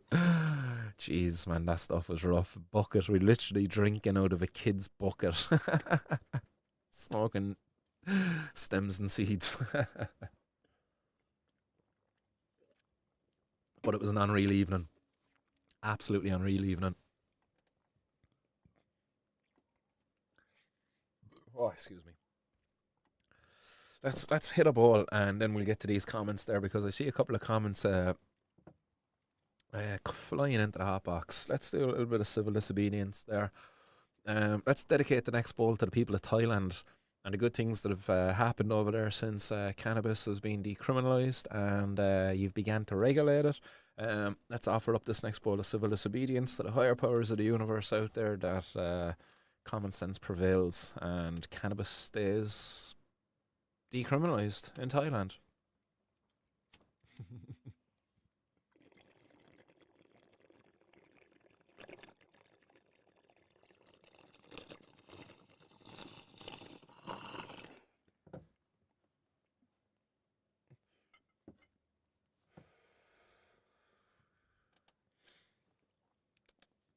Oh, that was a lovely hit.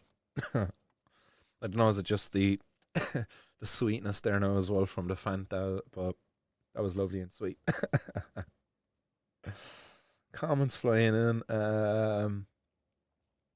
Keita Halloran's telling G not to get his finger out. Yeah, that's true. I think he was talking there a little bit about cannabis the other night on his X page. Um, it's so weird calling it X, isn't it? Sounds like you're talking about his ex. But yeah, his X page.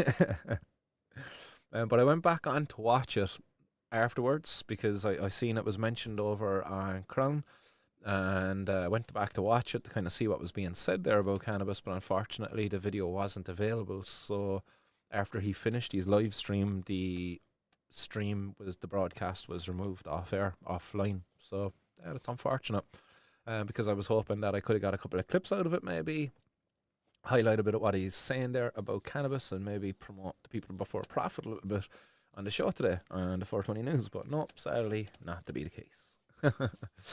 Missed opportunity for people before profit, Gino and gang.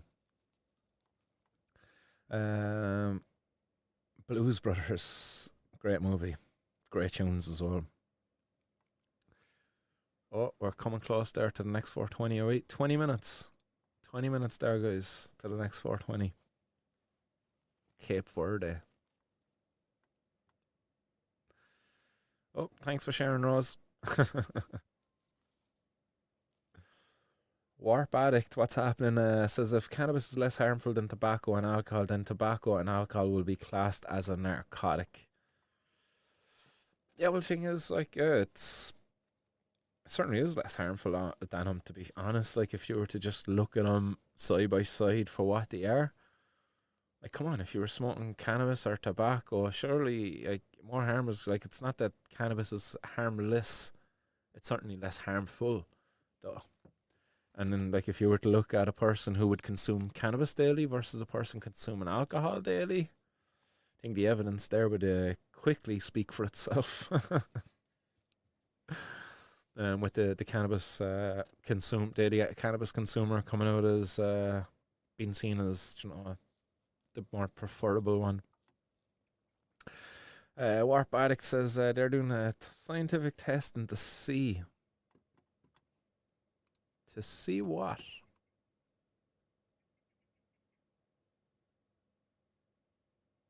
Oh, to see is if cannabis is less harmful than tobacco? I don't know. Keith Allen saying you need to take that rain. And Maltronic says Samsung is Madman Juice. Oh yeah, Madman Juice.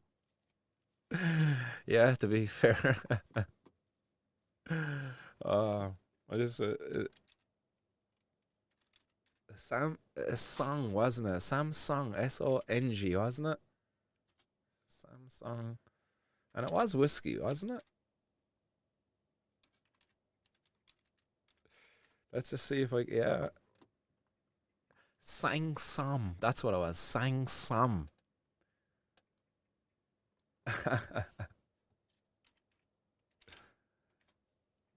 and it's a rum, not a whiskey. It was a rum.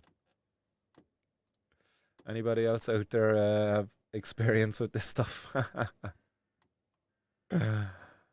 Oh, good lord, those bottles. Oh no. Ah. Yuck.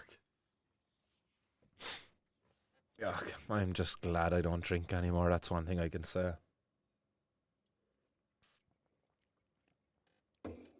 Warp Addicts in Thailand in October. Lucky duck you.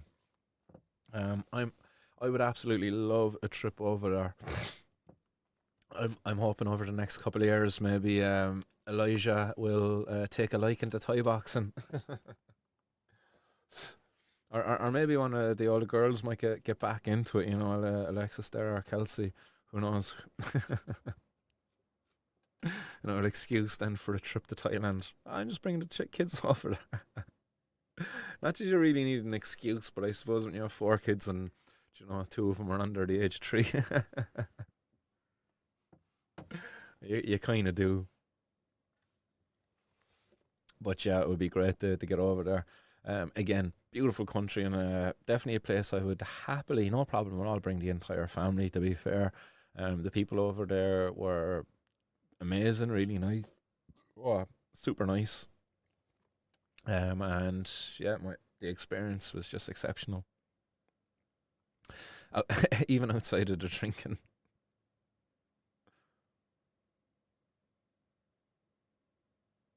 Oh, the testing is happening in Thailand in October, but you're off to Thailand tomorrow. Oh yeah, just rub it in, sure. Rub it in by tomorrow. Oh, have a ball then. Do get it.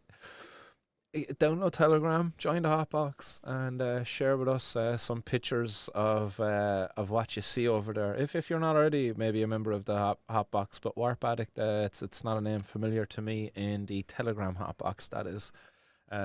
So do download Telegram and join us over there and share with us some of, you know, what you experience cannabis wise over there. And do maybe share a few beautiful pictures of the countryside too, because beautiful country. Loved it. Absolutely loved it. But yeah, lucky bollocks, it smells chronic. I said lucky duck. No, he said you're a lucky bollocks.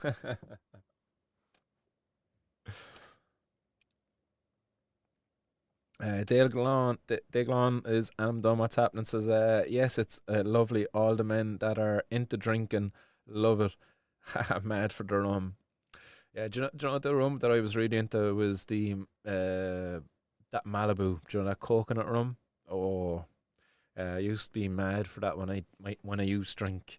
I used to be drinking Malibu and Coke. And a lot of people I used to get an awful slagging off people. Oh, it's like other's drink. You can't be drinking that. It's like, no. Malibu and Coke. Oh, jeez, it was probably so bad for you too. Like the amount of Coke you'd be drinking on top of the Malibu. Oh, lad. But it was delicious. But thinking of it now, honestly, if I was to have a Malibu and Coke now, I'd probably turn my stomach. Ah. The link is in the description of the show anyway, Warp Addict, if you're looking for it.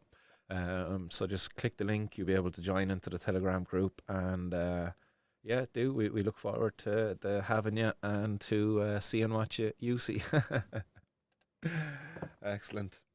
Yeah, we'll offer up the next bowl of civil disobedience there that you have a safe flight and all of that, yeah?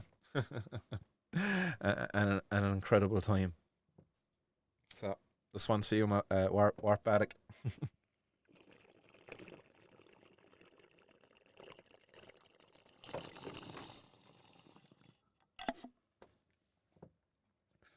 Just looking for any excuse now for a bit of civil disobedience.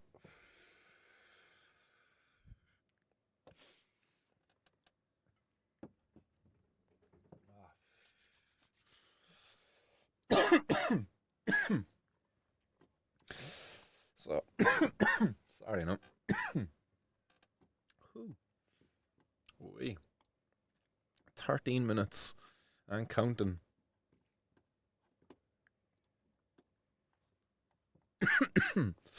Sorry, still,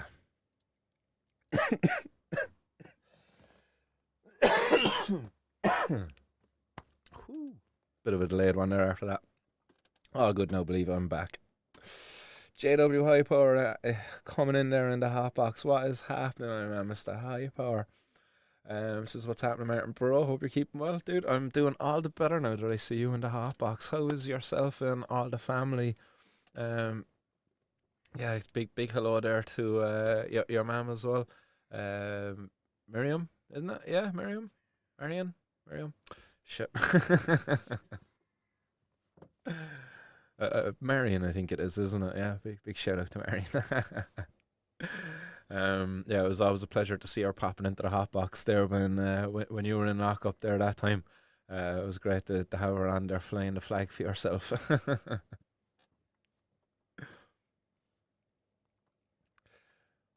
Warp Addict says plenty of medicating before the flights for sure. Got some London cream cake left over. Nice. How long are you going for, Warp Addict? And what part are you heading to? When I went myself, we spent pretty much the majority of the 3 weeks in Phuket.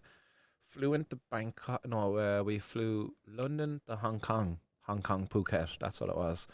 And we stayed in Phuket the whole time. So I never got to see the likes of Bangkok and all of those places. We did get from, obviously, if you're familiar with Phuket and stuff like that, we went from Phuket, we were renting our bikes and whatever, and we would drive to Bangla Road, then was where all the madness would happen. Oh, what a laugh. What a place. But yeah, whereabouts in Thailand are you off to yourself? What parts?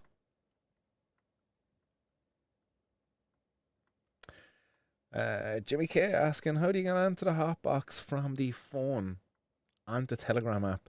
When I click onto the link, it opens up in the browser on my phone. If you click the link, so there should be a link in the description, and that should bring you to the Telegram app. Do you have the Telegram app downloaded, yeah? If you have the Telegram app downloaded, if you click the link on your phone, it should just open up the app and bring you straight into the chat group. And no need to apologise, but you're not being a scaldy balls at all. Yeah, so if you've the app downloaded, the link should, by right, just bring you to the group.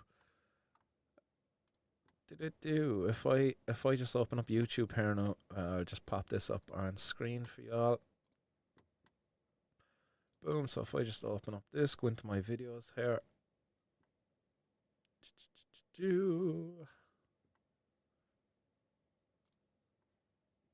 Lives.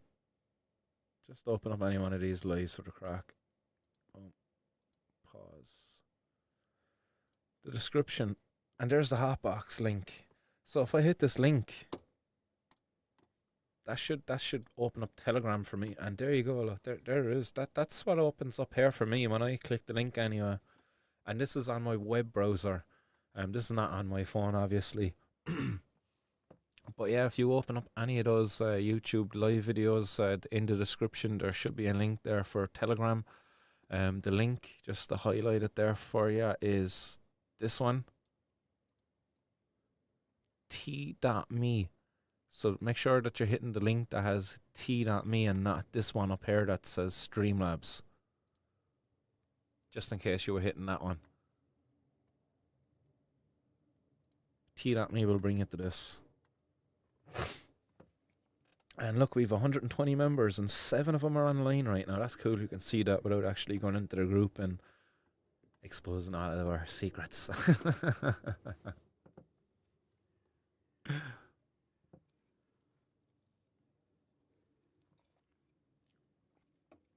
Oh, nice. 27th to the 17th. Bangkok for 5 nights. Jomtien Beach for 2 nights. And then off to Chantaburi for a week. Staying in the floating hotel in the river. Kwai Key, maybe? Over by Burma.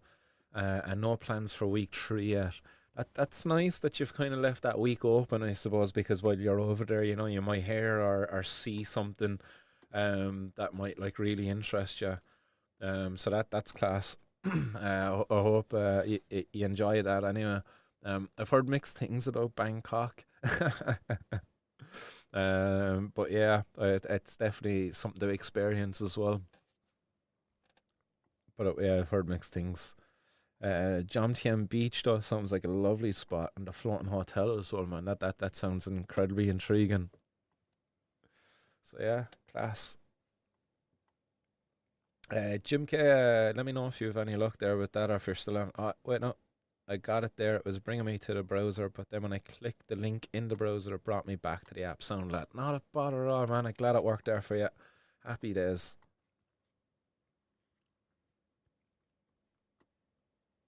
We're gonna have a couple of new members there by the looks of it. Great to see. We'll offer up the next ball to the new members, will we? The next civil disobedience ball.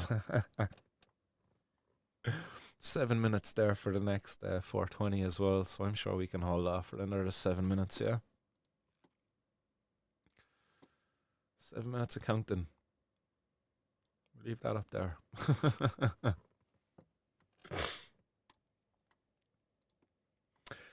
I'm officially part of the Goonies. One of us, one of us. Class.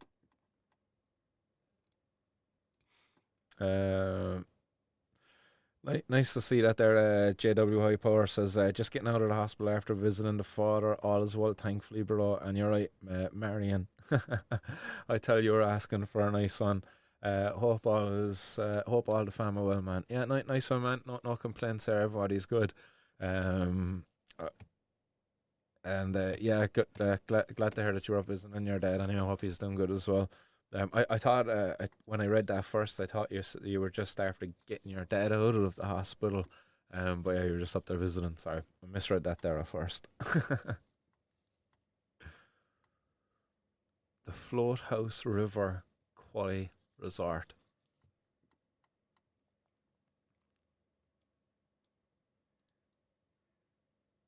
Wait, no.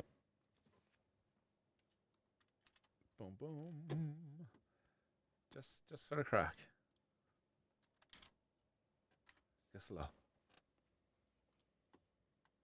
Oh, lovely. Lovely. Because imagine, like, you're coming out, you're just like kicking back, the river, the sunshine. That's a good ganja. A nice, a lovely, like, coconut based fruit cocktail or something. Sorry, this is tiny there for you. I'll block out my face there again. But, like, oh, man. Sorry, I didn't mean to click into that there. I meant to actually open the image. Uh, Open image, new tab. Boom. Lovely. Absolutely lovely. Ah, savage. Why would you want to make weed illegal over there again? Like it's you just made a paradise, a true paradise by ending the prohibition of cannabis over there. They truly did, like. And if they're to enact like a prohibition over there again, they're ruining their paradise. In fairness, like, oh man. And yeah, like, yeah, a vape. Imagine being out there like with your volcano sitting on the deck. Ah, savage. Like, the sunshine could be so intense that you could probably set up like a solar powered vape, like where the sun is just actively vaporizing your cannabis, under some sort of like a glass type of device where, it's just vaping it. It doesn't combust it. It's not like burning it. Just vaporizes it by the power of the sun. And you're just sitting there talking away, working on your suntan. Oh, love it, love it. But yeah, I'm a vape head, and vaping is banned. What? No, no way, vaping is banned. As in, like, you can't have like a dry herb vaporizer. Like, I could understand them banning those, like, fucking PGVG vapes, like, those kind of liquid based vaporizers. But come on, like, a herbal vaporizer, a dry herb vaporizer? Surely not. Surely you can have like a mighty or a volcano. No, that's insane. That's the first I heard of that. I did think I heard of that before, but I assumed it was those ones. It was those kind of cartridge vapes that were banned. But the dry herb vapes, that's a bummer. But you're going to smoke some single skinners. Wish me luck. Lovely. Best of luck. um, yeah, if you've been vaping all the time and it's going to be your first time back smoking as well, and in the new place over in Thailand, yeah, definitely keep them small. Start low, go slow. You want to be getting a bit of a whitey over there, a bit of a paranoia, kind of a bang. I'll never forget the paranoia bang I got in Thailand. Sorry, I got after Thailand. We arrived back. I arrived back in Amsterdam after being away for almost a month. As I said, we abstained for 3 weeks. Had a bit of a break, a tolerance break for 3 weeks. Smoked some on PP Island. We were there only for 2 or 3 days. And went back again to Phuket then for another 5 days, I think it was or 3 or 4 days, something like that. Anyway, and then went back to Amsterdam. And when I went to Amsterdam, I was there on my own. I was returning home on my own. I think the guys were staying on for a bit longer. And I went to Hunter's Cafe. It was the first cafe that was open in Amsterdam that morning, because I arrived into the airport around like 9 o'clock. I think I was in the city and all by 9:30. Went straight to Hunter's, rolled up like a gram and a half of New York sour diesel, and got myself a hot chocolate with whipped cream.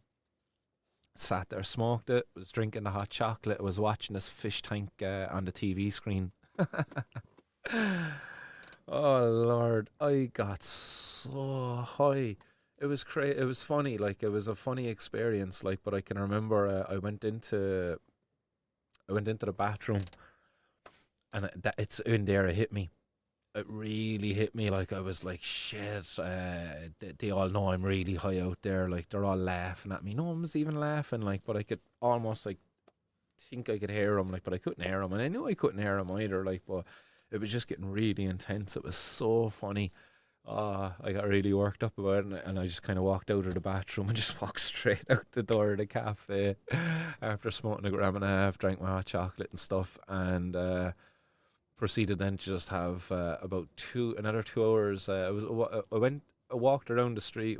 I got a full fucking Irish breakfast. Oh, it's 4:20 there in Cape Verde as well. Went and got a full Irish breakfast at an Irish bar. I like fucking. I think I ate like a sausage or something, a small bit, and a bit of an egg.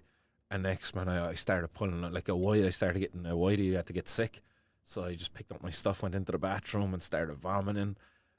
Came back out about 5-10 minutes later. They were after clearing the table. All my food was gone off the table. I was like, "No, I'm not even saying anything. I'm too high to say anything."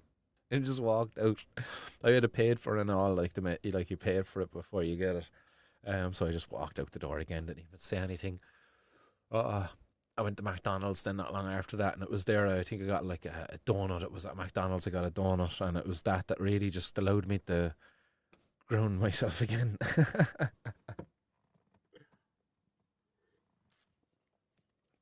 But yeah, tolerance breaks are real, guys. But at least with cannabis, the worst that's going to happen to you is you're going to have a bit of a paranoia bang. Unlike many people who come out of prison after a tolerance break from opiates, maybe, and even alcohol, you could say, and they could go out and overdose and potentially die from the overdose. Cannabis didn't have the same risk for me that time, did it? No.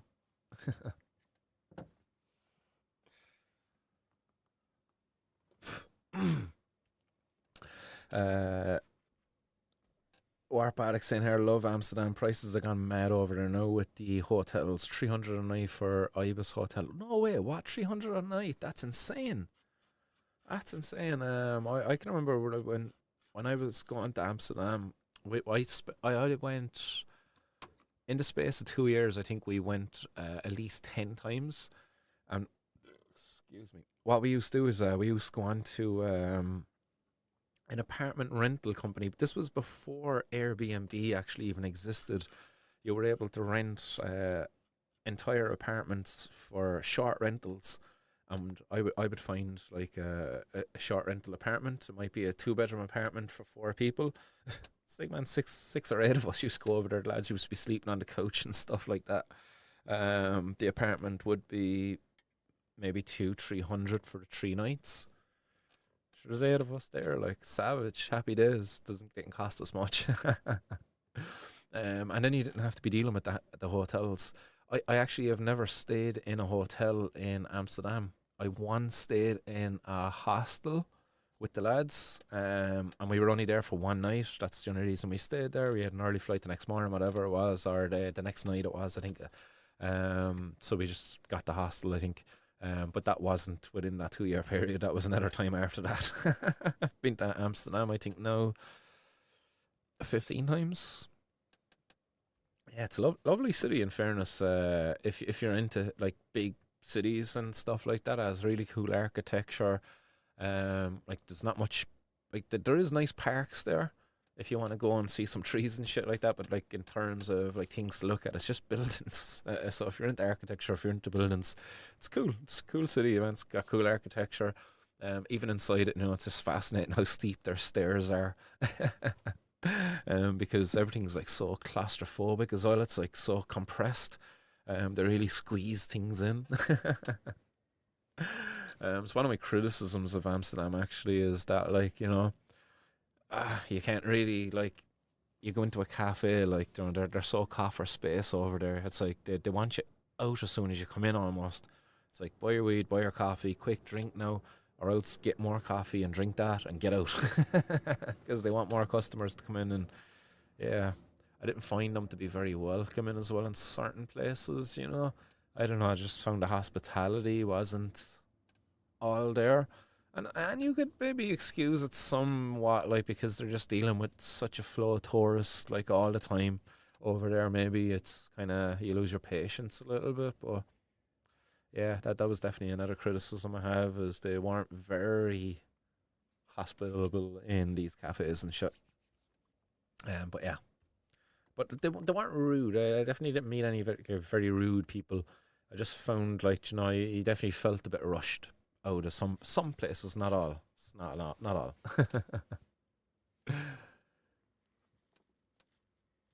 Barry says black pepper for the paranoid. I reckon maybe that was it, Barry man. Maybe I just didn't have enough of the old pepperine and the old system. Help counter the paranoia. Honestly, like it was funny because I at the same time of experiencing it, of being paranoid, I knew it was just all in my head. I was telling it's just all in my head, but still I was like, right, I'll just get out of here, just get away from this, and I'll feel a bit better. But then I'd go somewhere else and kind of feel a bit different because when I went onto the street, then it became people are following me and they're trying to get my bag. My bag is going to get snatched by somebody here on the street because I had my laptop bag over my shoulder. And I was like, oh, somebody's going to snatch this, like, it's holding it to me. Like, it's so funny. Even though I knew it wasn't actually really going to probably happen, like, but yeah, funny. um, Camp and Zeeburg have stayed there 4 or 5 times. Yeah, that'd be an experience actually going camping over around there in different places, obviously outside the tourist trap of Amsterdam, because it is very much a tourist trap as well, I suppose. Um, there's just so many people go through. It's actually funny enough that I went through Amsterdam like 13 times, I think it was, and it wasn't until my 14th visit when I went over with my daughter that I finally found the Anne Frank house. Kind of joked. It was a bit of a joke. I was like, "Geez, I'm as bad as that." Jeez. Because it took me over 2 or 3 years to find the Anne Frank house. How long did it take them again? Sorry, that's probably a very distasteful joke.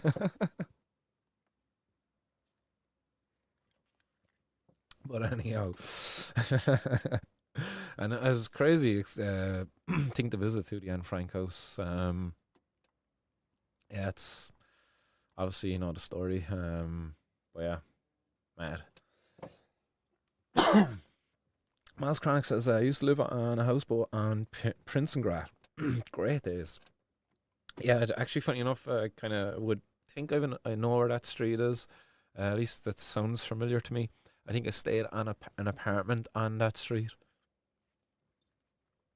At least the street called the Prinsengracht.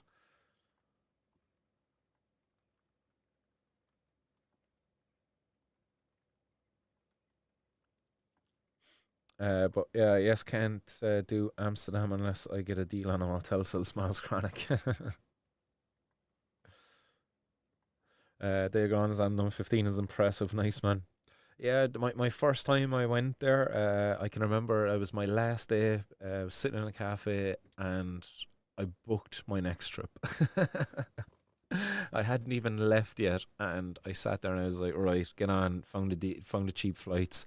It's like, right, we're going back here again in like a few weeks. Yes, I just loved it. Instantly loved it.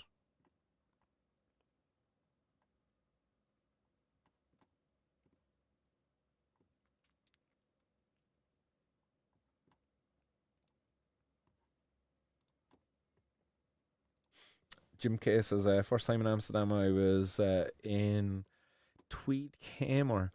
Japanese couple were having a smoke, and when I was walking back, they were holding each other walking down the street in a hobble. So funny, done up to the nines. Yeah, that's it. Like it is funny. Like in my own experience, like while I was experiencing like fucking heightened state of paranoia, I was laughing about it myself. Like throughout it, like, but I was still experiencing it. Like when I was sitting in the cafe, looking at the fish tank, still smoking the doob, like hadn't even finished it. I could swear I could hear my two buddies that were still in Thailand, like at the door behind me, calling me, and I was just like, no way. Like, and I was looking and everything, and I was like, but they're in Thailand. They can't be here calling me. There's actually nobody calling me, but like I could almost hear it. I was like, this is some good shit. Oh yes, but those tolerance breaks are something serious. All right.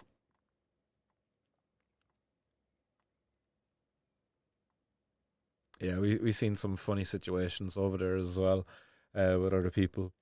Um, but yeah, not too bad. I remember the first time in Amsterdam with herself. She had a bit of a smoke. I mean, fair play to her, like, 'cause she doesn't smoke at all.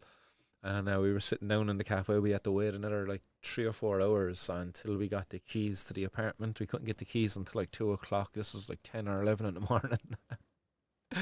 Got some G13 amnesia haze. I'll never forget it. I'll always remember that first bag of weed I got in Amsterdam. The oh, it was just lovely. And I was just like, oh, do you want to smoke? That was all. Like it was like a little puff puff, maybe an extra third one. Gave it back. Done so, done so. Giddy bang, munchies, nap time. Oh, so funny. Yeah. Do you know, it was another really cool experience I had. It was a bit of a difficult time, while extremely like dosed up, I suppose, on cannabinoids. I would have been going to the float labs. Do you know that there's a float lab here in Cork, where you can get into an isolation chamber, the float tank. And on this occasion, I had purchased a double float.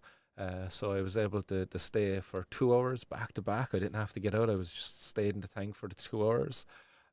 So I dosed up on cannabinoids a good hour before getting there.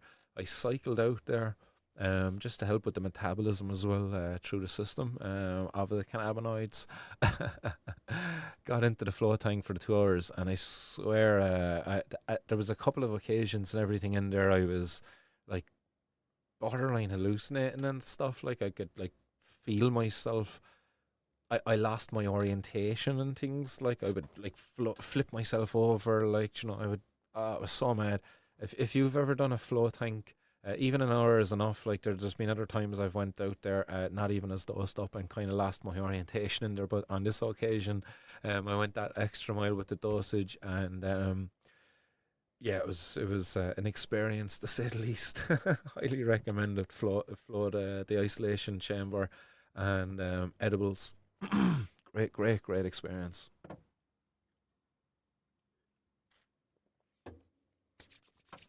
All right, I have one bowl packed up down here.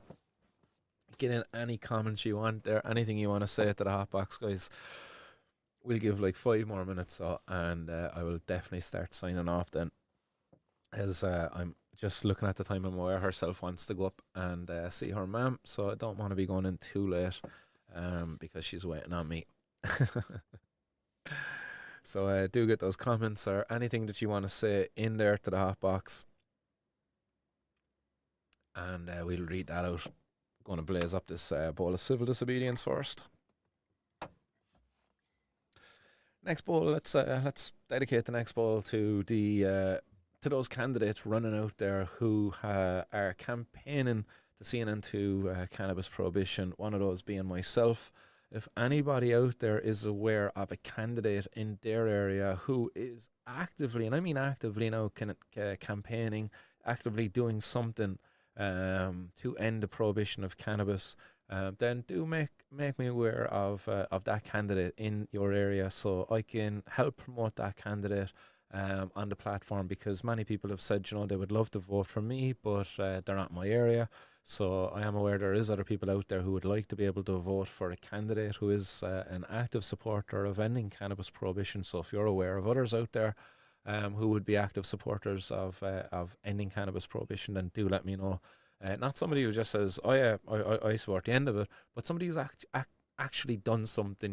They've said something positive, maybe within the local chambers or on the local media or something.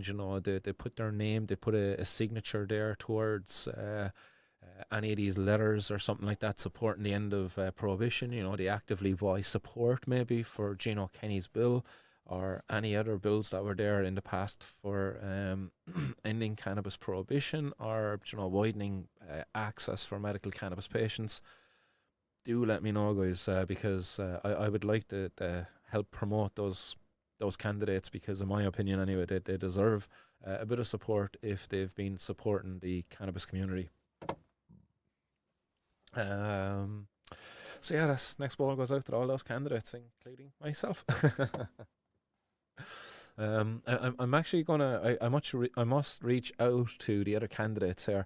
Do you know, it's very unfortunate. It's something I've been thinking, and it's something I might see if I could do something about as well as a candidate actively running now. Is like, why don't we have debates between the candidates?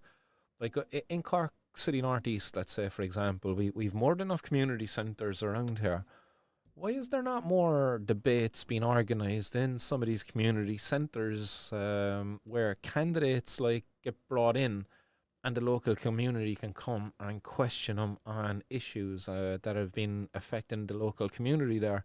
And maybe the candidates have an opportunity as well to put forward maybe ideas they have or motions that they will be putting forward that will see their community supported. But like I just don't get that why we don't have these um, kind of debates, but more a part of like these elections. I just find that weird. We get posters all over the gaff, like they put thousands into posters. It's like surely it's of more value for communities if we were able to get like candidates up on a podium and have them speaking for 30 minutes to an hour. Much like guys, come on, how many hours of me talking is there on here? More than enough, like, but I'd be more than happy to be up on a stage alongside any candidates for an hour or two, and have a community there before me, have it live streamed as we have the technology now, to the wider community, to those who maybe might be able to make it to that community centre because of a limitation maybe on capacity and stuff like that. It's like the potential is great. Why aren't we doing this? Like I don't get it. Like our radio stations, like why aren't they being used?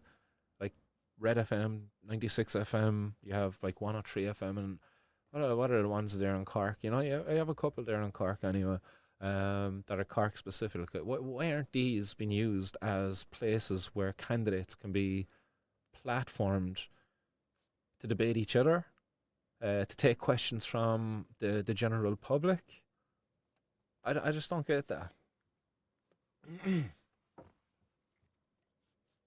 Would it be something you would enjoy? Would you like as voters out there like to be seeing that more of these like public debates by candidates? Because you rarely get to question them, you know. You rarely do, and like they're giving out now. People are questioning them at the door. Oh, people are questioning us at the door. It's like, all right, fair enough. Some of them are getting a really hard time, like, but you can't challenge these people. Like, their views and opinions are cemented. And I think if you get them up on the podium and have them debate their views, like you kind of see actually they don't even know what they're talking about. Like they're only like spouting nonsense, but they don't actually know anything about drugs. Let's say outside of drugs are bad. We need to say no to drugs. We need to be tough on drugs. We need more guards. We need more prison space. We need more like fucking help for people suffering with drug addiction. you know, to just spout the usual nonsense like uh, yeah, you ask them a question and you get blocked. It's so true, Mark. Yeah, like Ken O'Flynn blocked me. Ken O'Flynn was actually given out one time about the poor response from Gardaí to the local community, especially when dealing with the local travelling community. Ken has a bit of a hatred for the travelling community. But on this occasion, that's who the post was kind of given out about, as the guards weren't coming up to respond to issues there of horses in the field, I think it was. But I was saying to him, like, I was like, oh yeah, Ken, I was only down at your office there a couple of months ago, and you had an opportunity to support me on something, that on a policy that would have saw a lot of Garda time and resources freed up, and they could be no more free to actually deal with issues like this. But I was like, is it likely now that those guards that you would like to be responding to that are actually busy within the community, maybe raiding somebody for a cannabis plant or two?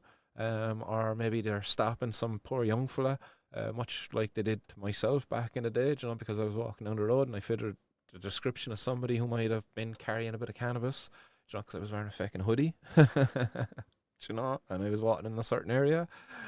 And he blocked me. I got blocked by him. It's like, man, what a langer.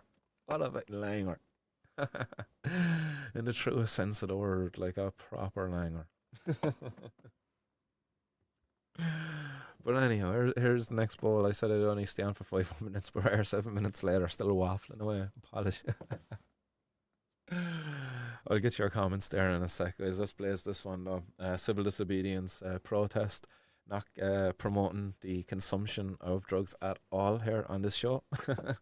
Civil disobedience, freedom. That's what we promote.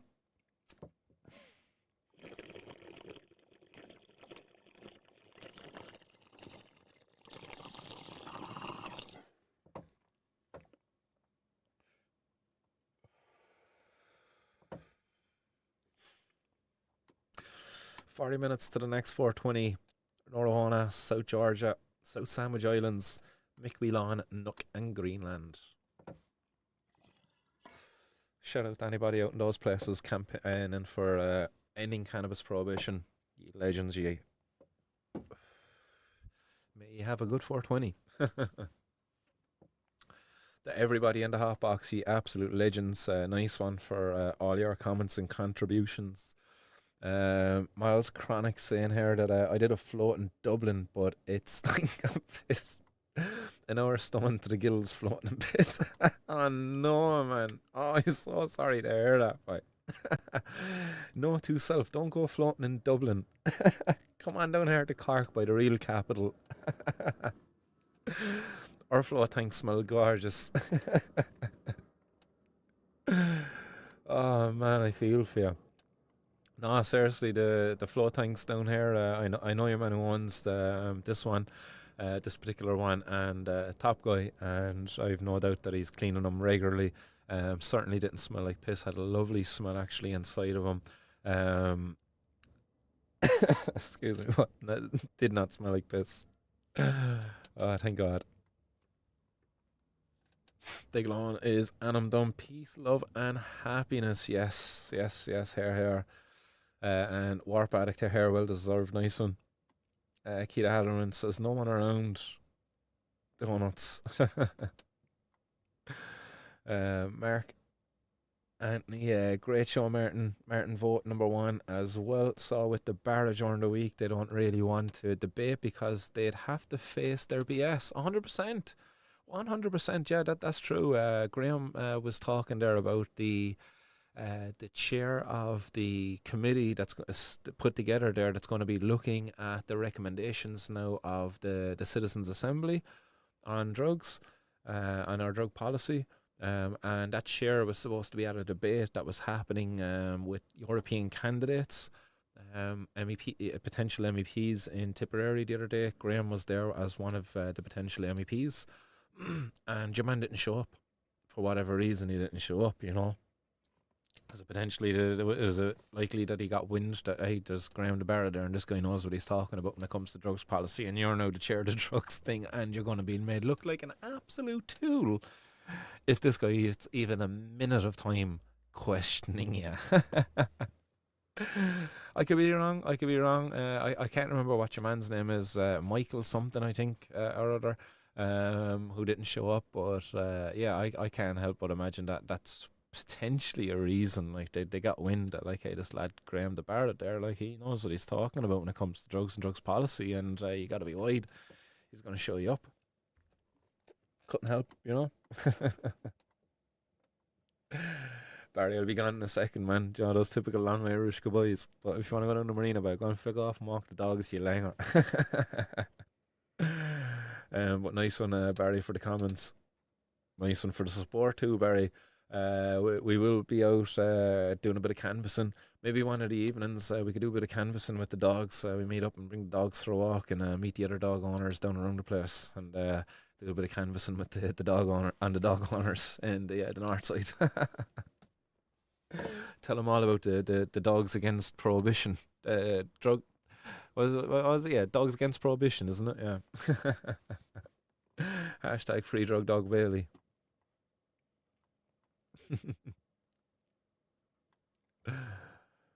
Yes, Mark Anthony Blockham, he asked the question.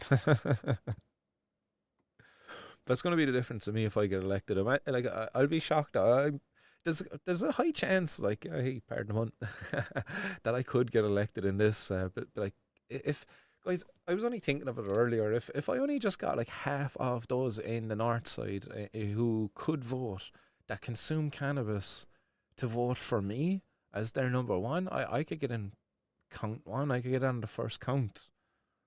Like, there's a high chance, again, pun highly intended.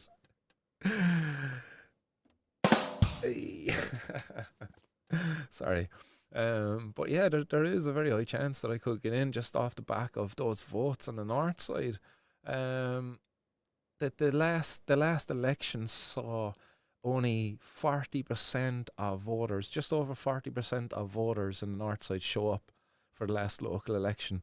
60% of people didn't show up. Now, again, I made a point there recently over on X that a lot of those people could have been, people still registered to vote but have left the country since, emigrated, for economical reasons because of bad policy making here, and an even more reason why we need to vote in good people, maybe like myself, who want to actually improve the country and maybe see some of those people who've emigrated come back. But, but anyhow, I digress. 60% of people didn't show up to vote.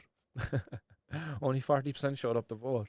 I believe the estimation is that like somewhere in the region of like maybe 10% of those over 18 consume cannabis or something like that. I think that's the estimate. It might be a bit higher. Like if I just get like half of those people, 5%, that's more than the quota. So again, the potential is high, and if I get in, I'm hoping I can bring transparency to the position. I will certainly be updating people on a daily basis. Obviously, it wouldn't be well. Maybe we might use the Martin's World platform to do live streams, update people on what's going on a daily basis, and actually engage with the local community too, using technology. I would like to see more direct democracy. There's no reason why I shouldn't have my vote swayed by the local community when I go in on certain issues that I'm already strongly for. If people vote for me, I already know people are voting for me because I support cannabis legalization, but there's other things I'll be supporting there too. But there might be issues there that I mightn't really hold a very strong position on. And I could put that to the community. I would have no problem putting that to a vote to the community, going out there maybe into the local community. I'm going to be at this centre this night, in this area this day, and get people's votes. At least that's the hope. That's the dream anyway, the ambition. So we'll see what happens. But dedication, transparency, that's definitely two things I will be hoping to bring to the job. Warp Addict, thanks for streaming, man. Always watch your content. Appreciate it, Warp Addict, man. I do get a lot of people watching back these streams afterwards too, which is it's really cool. I keep saying it. I've been saying it for a long time. I really need to get back into doing some interviews as well. I really enjoy doing interviews with people out there in the cannabis world. Some really interesting people. The most difficult ones to do, I have to say, were the ones involving patients, especially the mothers of patients. Geez, even just thinking of them now, like I can feel the emotion there, like welling up and shit. Like, but like some of those interviews were incredibly difficult and very emotive. I done well, I suppose, to get through them. I don't know, but I'd be as strong now today. Jeez, definitely feel a bit emotionally drained these days. Yeah. Like my ability to hold back certain emotions is definitely not as what it was. It's something I noticed there lately. Noticed that a lot actually after my DMT experience. Don't know if anybody else out there has done DMT, but that was definitely something I noticed a massive change in. Was my ability, my empathic ability. I was just so much more empathetic after DMT. It was crazy, absolutely crazy. I was laughed at my mum. Maybe I just touched more into the side of me that was from my mum. Maybe. Who knows? Who knows? But anyhow, that's a conversation for another day, maybe. as I better get going and start signing off. But what are people saying there? Jim K saying, I think you should get money together for a massive billboard. I'd contribute to that. Different to a poster, and I would love to see you and a blunt and weed leaves on a huge billboard. I smoked a changa once, yeah. Changa, oh, nice. Yeah, I had a hit of pure DMT. I was on a bit of Candy Kush. I've made changa, but I never actually smoked a changa I made. I wasn't really in a good headspace at the time. I was waiting, and then I ended up giving the changa away to some people who had a buddy of mine who had really wanted it actually. But I actually have the makings there of what's needed for the changa, except the DMT. But I do have some Mimosa hostilis with DMT contained inside that needs to be extracted. But again, a story for another day, hopefully. Changa, yeah, amazing stuff. Lentons, the experience makes it a bit more vivid, is what I've heard. For me, my experience just with the pure DMT on the bed of Candy Kush, a little bit below, a little bit above, with the DMT contained in the center, hit it all in one good deep inhale. I didn't have to go back to hit the bowl again. I had cleared the entire bowl in one hit. I got out long there, as you can see there throughout the show, able to clear the bowl handy enough, and whew, blast off. Amazing though. As I've said in the show many times before, I don't use the word cure lightly. I really don't like to use it at all. But honest to God, I suffer with insomnia and anxiety at night time because of debt. And I've never again since that DMT experience have I suffered that anxiety at night time with the thought of death and the afterlife and all of that kind of stuff. Heaven and all of that kind of things. Never. Yeah, it's mad. Cured instantly. I used to literally have an insomnia there. You could lie awake at night for hours. Couldn't just get that mind to just shut up and stop thinking about, like, but what if this? What if that? Real sense of closure, and I just, yeah, crazy. um, Jeez, bit of a delayed one there. Jim K says, I was on a stool and I've no idea how I didn't fall off it. Oh, yeah, I was in a coach, a single seater coach, and I hit that ball, inhaled. I knew I was after clearing the ball, like past the bong to my buddy to my left. Um, Sat. I still sitting up actually. Exhaled. I could start like to see some stuff happening, and next I exhaled, and as soon as I exhaled, next everything just flashed in around me, and I just sat back, and I was like, "Whoa!" I said it to the lads. I was like, I'm closing my eyes now. I'm going. I'm gone. I'm gone." Right? And instantly, it was just blast off.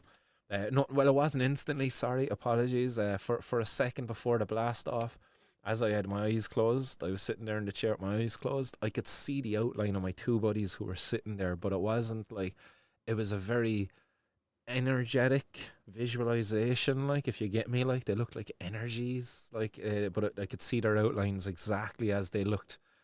And next, boom, then I was blast off. Like, I could see that for a couple of seconds, 2 3 maybe. I've always said this, I actually have a video of that. Should I upload a video? This is more reason maybe for people to join the hot box. Maybe I might upload my DMT trip video, because what I just talked about there, I've actually a recording of that, the entirety of it, the hit, the exhale, me sitting back, and then me just being sitting there on a chair for a couple of minutes. It gets quite boring. My explanation of it is going to be a lot more amazing, but maybe I'll do a commentary over it. But yeah, if people want to see that, I might put that up as a private video and share the link over on Telegram sometime, maybe. If you ask nicely. Yeah, Jay, I am just on about DMT. I kind of don't know how we got there to DMT, really, but we got there. We were signing off, and we kind of got here. Mark Anthony says, "Have a great evening, everybody. Thanks for the laugh and the chats, Martin, you legend. DMT for the W." Yes.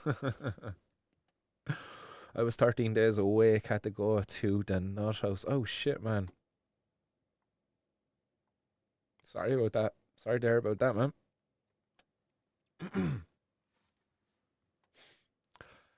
Was that recently, or was this something that was? Yeah, shit, Joe.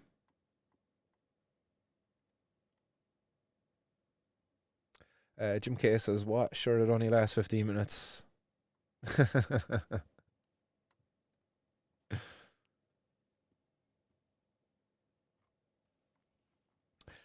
For me, actually, Jim, it was only about like 6 minutes, 7 minutes, I think it lasted because again, I only did the pure DMT that time.